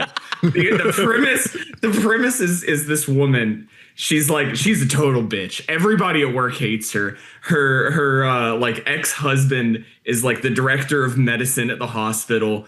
They got divorced because like their youngest son died like from a horrible disease as a child that was like maybe preventable. And then so this woman, she gets in a car accident and then has amnesia back to like the day before her son died.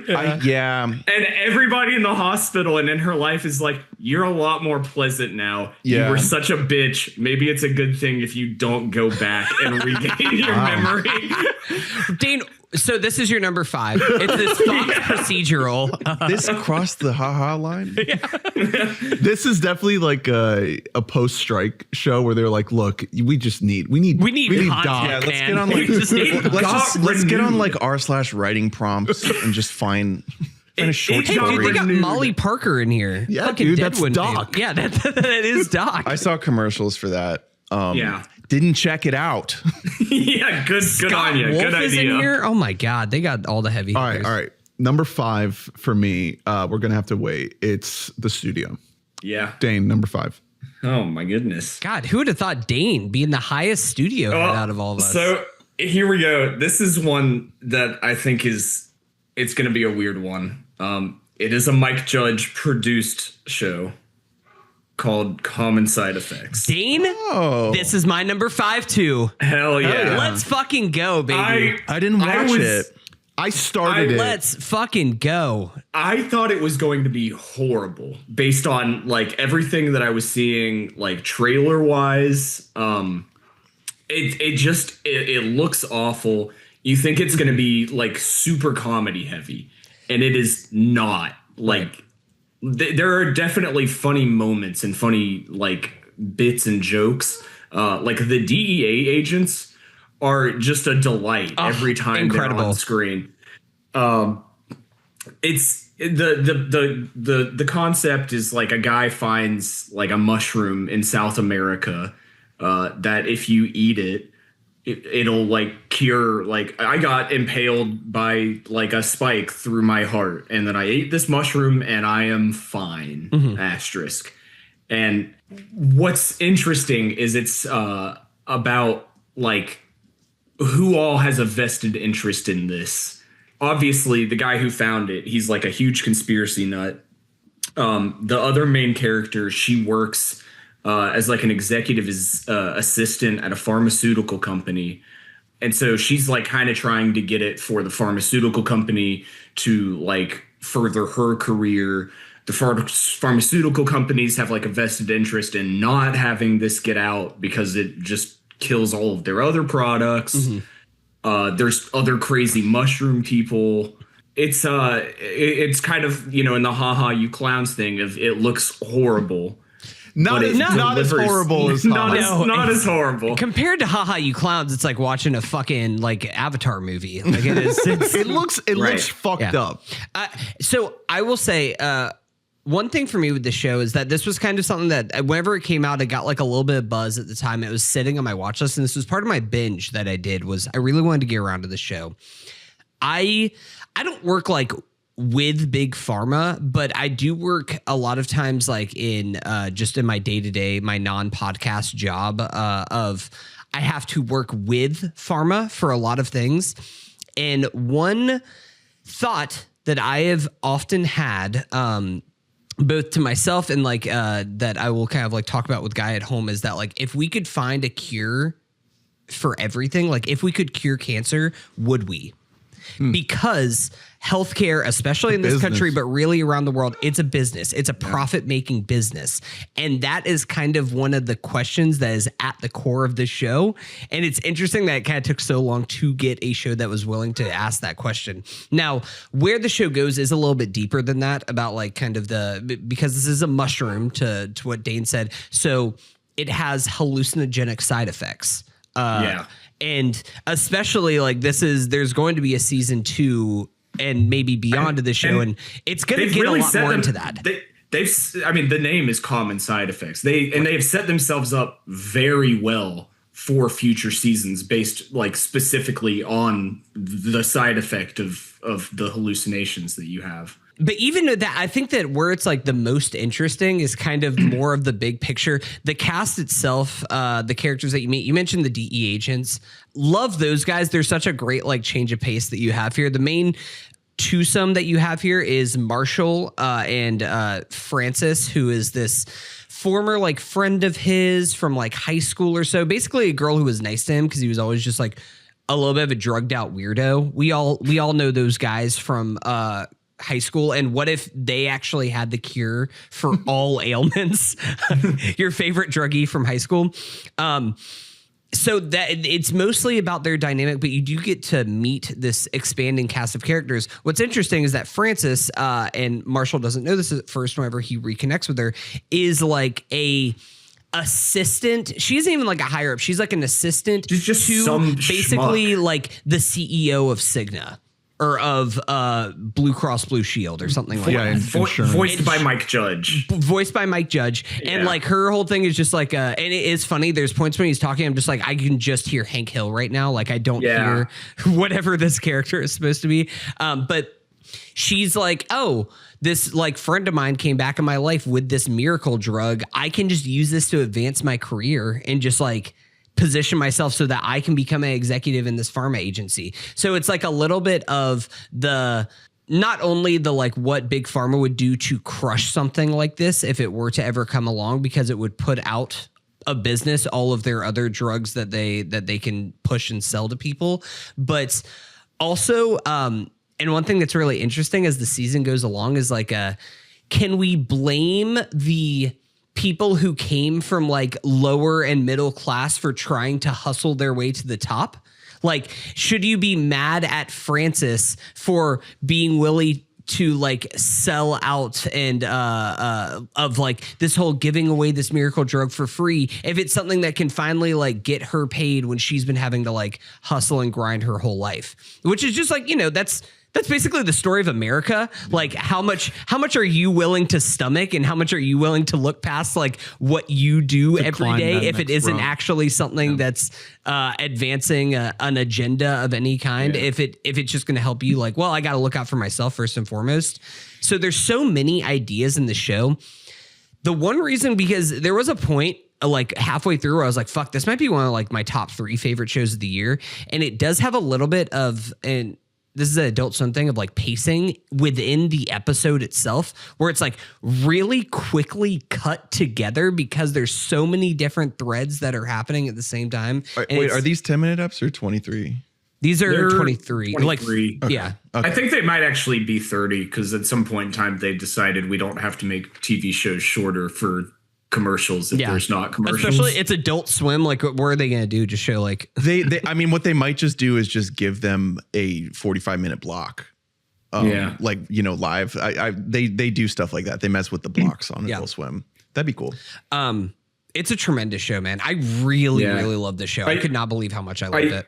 I think the best part of the show really is the dynamic between Marshall and Francis, because they are on opposite sides, but they are like drawn together. They do actually like each other. So seeing episodes where it's them separate from each other it's just very anxiety inducing. Like Marshall's in prison and it's like it's horrible while he's in prison. And then as soon as they're out of prison and back together, you're kind of thinking like this could be good, only for them to be split up again. It's a lot of like really character forward like art interspersed with like a really interesting premise. I think that one thing, and this is a credit to the show, not a detriment, but because they have a drug that can literally bring people back to life, I think that a lot of shows, if they do not have, like, again, not to make a second comparison to Westworld in this podcast, but like, Rent free. where Westworld season, where it was like the point where we lost Westworld was like no one dies, so there are no stakes in anything. Well, and if they die, they can just come back as a robot. Exactly. And this is a show where it's just like, yeah, there's going to be like some big like action set pieces at point and people might actually die, but it's like that doesn't really matter. Like it's kind of all about like advancing a idea and in this case like a drug forward kind of at all costs, like no matter what that means. And yeah, like people might die and then come back, like, but as we'll kind of know, and there's a couple guys who just die, and they die in really cool ways. There are a couple guys that actually just die in the show, but also as we learn, again, no spoilers, but it's in the name, especially as the season goes along, there are maybe side effects to just coming back from the dead multiple times over and over again. And that's something where like I'm really fascinated to see where this show goes in future seasons. Common side effects. It's on HBO Max. It's Hunter and Dane's 5. Drew, you're number 5. Chair Company. Anyone? We're going to save it. Yeah, Save it. That's okay. Okay. Number 4 for me. The Rehearsal. Number 4. You have to say that. Oh, well. Yeah. Yeah. I can't believe I left that off my list. Oh my god! Did you It was like forget? ages ago. I forgot about it. Oh, you pulled the Drew. Oh man! Fucking idiot. Yeah, you're going to have to wait on that one. I feel like a fucking clown. Dane, number 4. The Studio. Are we at the studio? Oh, let's talk about it. All right. Are we at the My studio? number 9, you're 5. 5. Yeah. A great satirization of Hollywood. Rip-roaring, funny, consistently funny. I think Bryan Cranston is my MVP here. It's like my main takeaway from this season is Sort just of an ignorant time to say something like that. how I mean, We're reeling right now. Catherine O'Hara, may she rest in peace, is definitely playing like a real person. Like she's definitely playing like Amy Pascal. Yeah. I think they give her like the same hair. Bryan Cranston is not playing a real person. Bryan Cranston is playing like a cartoon character. He's playing like the worst traits of like every like money guy. I love how much this show just wants to center each episode on a punchline, a bit. Yes. Everything is The best thing about this entire towards one big joke. Yeah, it's very tidy. Yeah. Tidily written. It's very like like it feels like it's like an episode of like Seinfeld or something like, or Curb in that way, where it's just like there's just like one joke, there's one bit in here. It's always like right front and center at the very beginning, where it's like, this is the oneer episode. The entire bit is that they're just trying to fucking get this oneer right. And it's in a one take shot. So like there is the craft in here as well. This was a huge, like, not, it wasn't a surprise for me because the moment that this was announced, I was like, this seems like a show that's going to be in our bag as people who are into Hollywood. And it's winning all the awards. But I didn't really know that Seth Rogen and Evan Goldberg had this.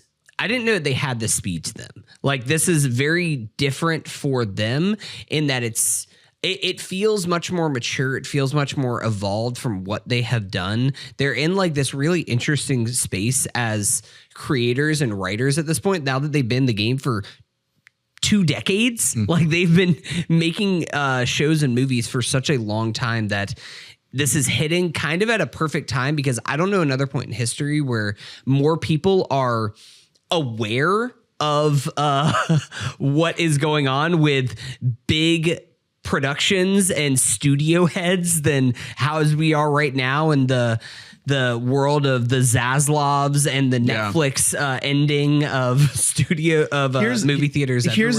So I watched the first few episodes. It's an incredible show. I did wonder how it would play if you were not tuned into that stuff at all. I think like parts of it work really well, and then other parts of it do fall flat. Because like the oneer, you know, there's a lot of like, if you appreciate the technical aspect of things, you're going to like the oneer. If you don't appreciate the technical aspect of things, what you have is an episode centered around one joke with a bunch of technical stuff that you might gain a new appreciation for. There also is a lot of there's a lot of you being frustrated. You know what I mean? Watching it, like you're like, God, this guy sucks. Everyone sucks. Yeah, they're all just like idiots. They're all business first, even if they want to pretend like they're not business first. Right. Seth Rogen falls so much. There's so many shots of him falling. Shit, wrecking the table. Him falling in the episode where he's at the charity dinner with the doctor. Oh my God, the pediatric oncologist episode. So good. He breaks his finger. Yeah. It's really good. Yeah. You do have to have some amount of like knowledge of these things, I think, to like appropriately laugh at them. I think that, well, I do think you can laugh at them, because I think that a comedy, one credit that I would give to it is that the comedy is very broad, but if you are aware, it makes it so much funnier. Like in the episode The Note, where it's just about like Ron Howard, it made a perfect 2-hour movie, and then it goes on for another 45 minutes. And then Ron Howard is just actually in the episode, and they have to try and give him the note. It's like a funny bit to just include in there because it's broad. It's like it's like a Curb kind of premise right there. But the fact that it's like Ron Howard, that everybody's like, God, Ron Howard, he's just such a sweetheart. Everybody in Hollywood loves Ron Howard. Makes it so much fucking funnier. Like, it is a perfect choice to make in a show like that. Is this Anthony Mackie's best performance ever? This is the best Anthony Mackie has ever made. It might be, honestly. Really good. He's really good as himself, like being like, Ron Howard, somebody's got to fucking talk him off of this ledge, because otherwise I'm gonna kill myself. Like, Obviously, Seth Rogen is great here. Catherine O'Hara is a fucking legend. Ike Barinholtz. Dude, Sal Saperstein. Just got to give it up. Thank you, Sal Saperstein. At the Golden Globes, I didn't watch the Golden Globes. Did they thank Sal Saperstein after every award? What the fuck are they doing then? It was right there for them to just thank Sal Saperstein. My favorite episode of the entire season is casting. It's casting. Yeah, casting I think is probably like that's a very accessible episode to anybody living in America in this time. It's really period. good. Casting the Kool-Aid movie, so it's not racist. Yeah, to make it not racist. Is it racist if Ice Cube is the voice of the Kool-Aid man? Like that being the premise, and then going so far they're like, we have to make it an all-black cast. That's the only way to make Kool-Aid not racist. It's like, fuck. No, we just made a black movie. That was really racist to make that.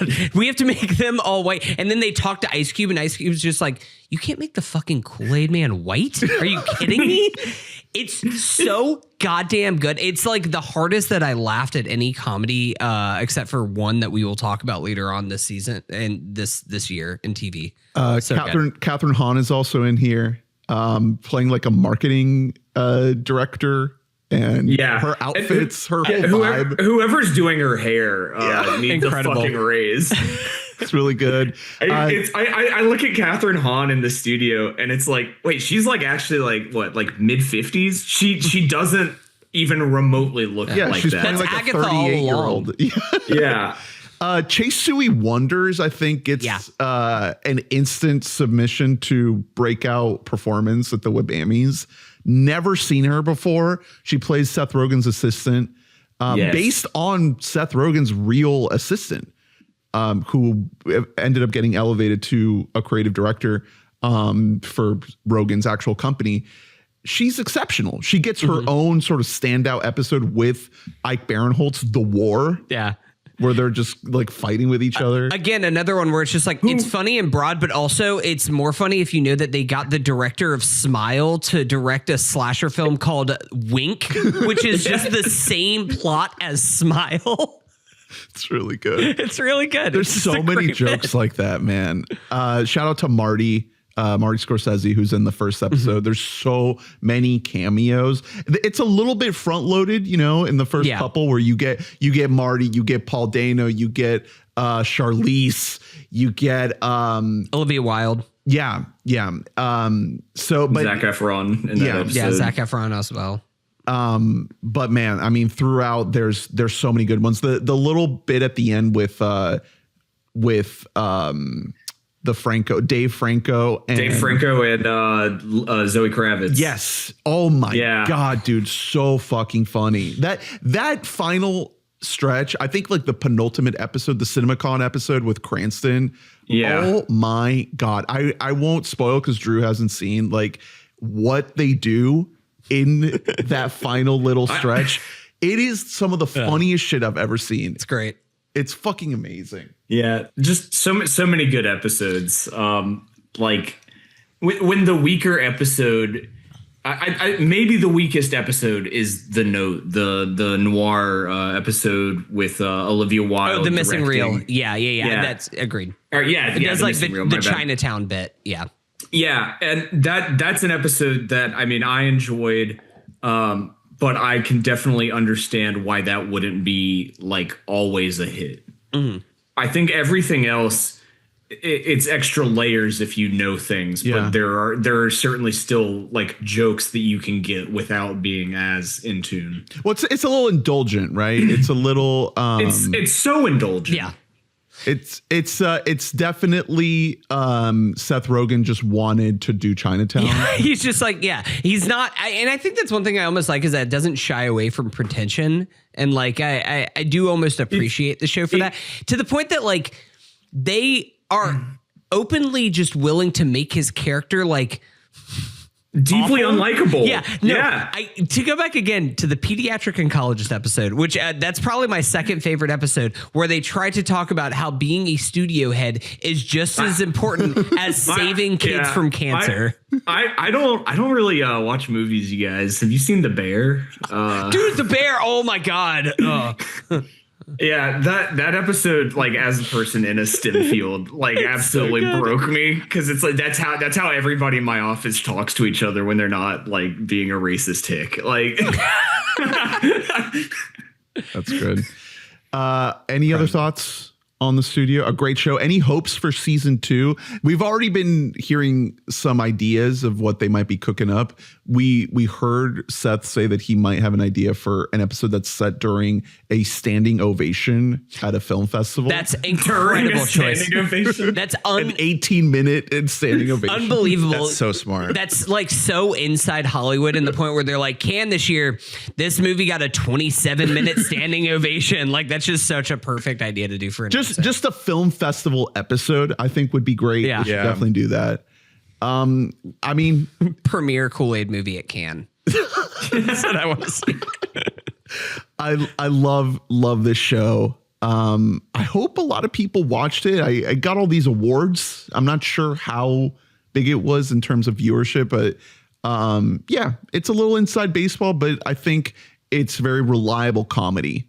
As close to you can get as this marriage between the hyper stylized auteur prestige TV and just good old sitcom funny TV. Also, Apple doesn't seem like deeply concerned with whether or not people are watching their shows. Yeah. As long as they're good. They keep cranking them out. Who gives a shit? Shuts out. I do. Go off. Everybody subscribe to Apple. Especially with how big of a awards play this was. I think that they kind of just are ready to just like, all right, Seth and Evan, just you guys make this as long as you want, which I'm happy. I will take several seasons of this. Like, keep fucking giving it to me. Do we think they get Spielberg, Nolan, Tarantino? Nolan would be great. Who do we think they get? A Nolan one would be really good. You got to get a Mimi like director. Charlie XCX. Oh, by the way, shout out to Zoe Kravitz. We did not give credit to Zoe Kravitz. Zoe Kravitz knocked it out of the park. Incredible work by her. She's unreal. She's in what, 3 episodes? Yeah, but like really like 2.5. Report she plays a key role. When you see what she does. When we're talking about like an old school Hollywood buffet, like you just gotta. What does that mean? Nobody knows what that means. All right. The studio, Dane's 4, my 5, and Hunter's 9. We can wrap it up there for part 1. Stick around. It didn't for quite part make the 2, haha you clowns line. As we get into the top line of the shows and the honorable mentions. Stick around. See you then. Bye-bye. Bye.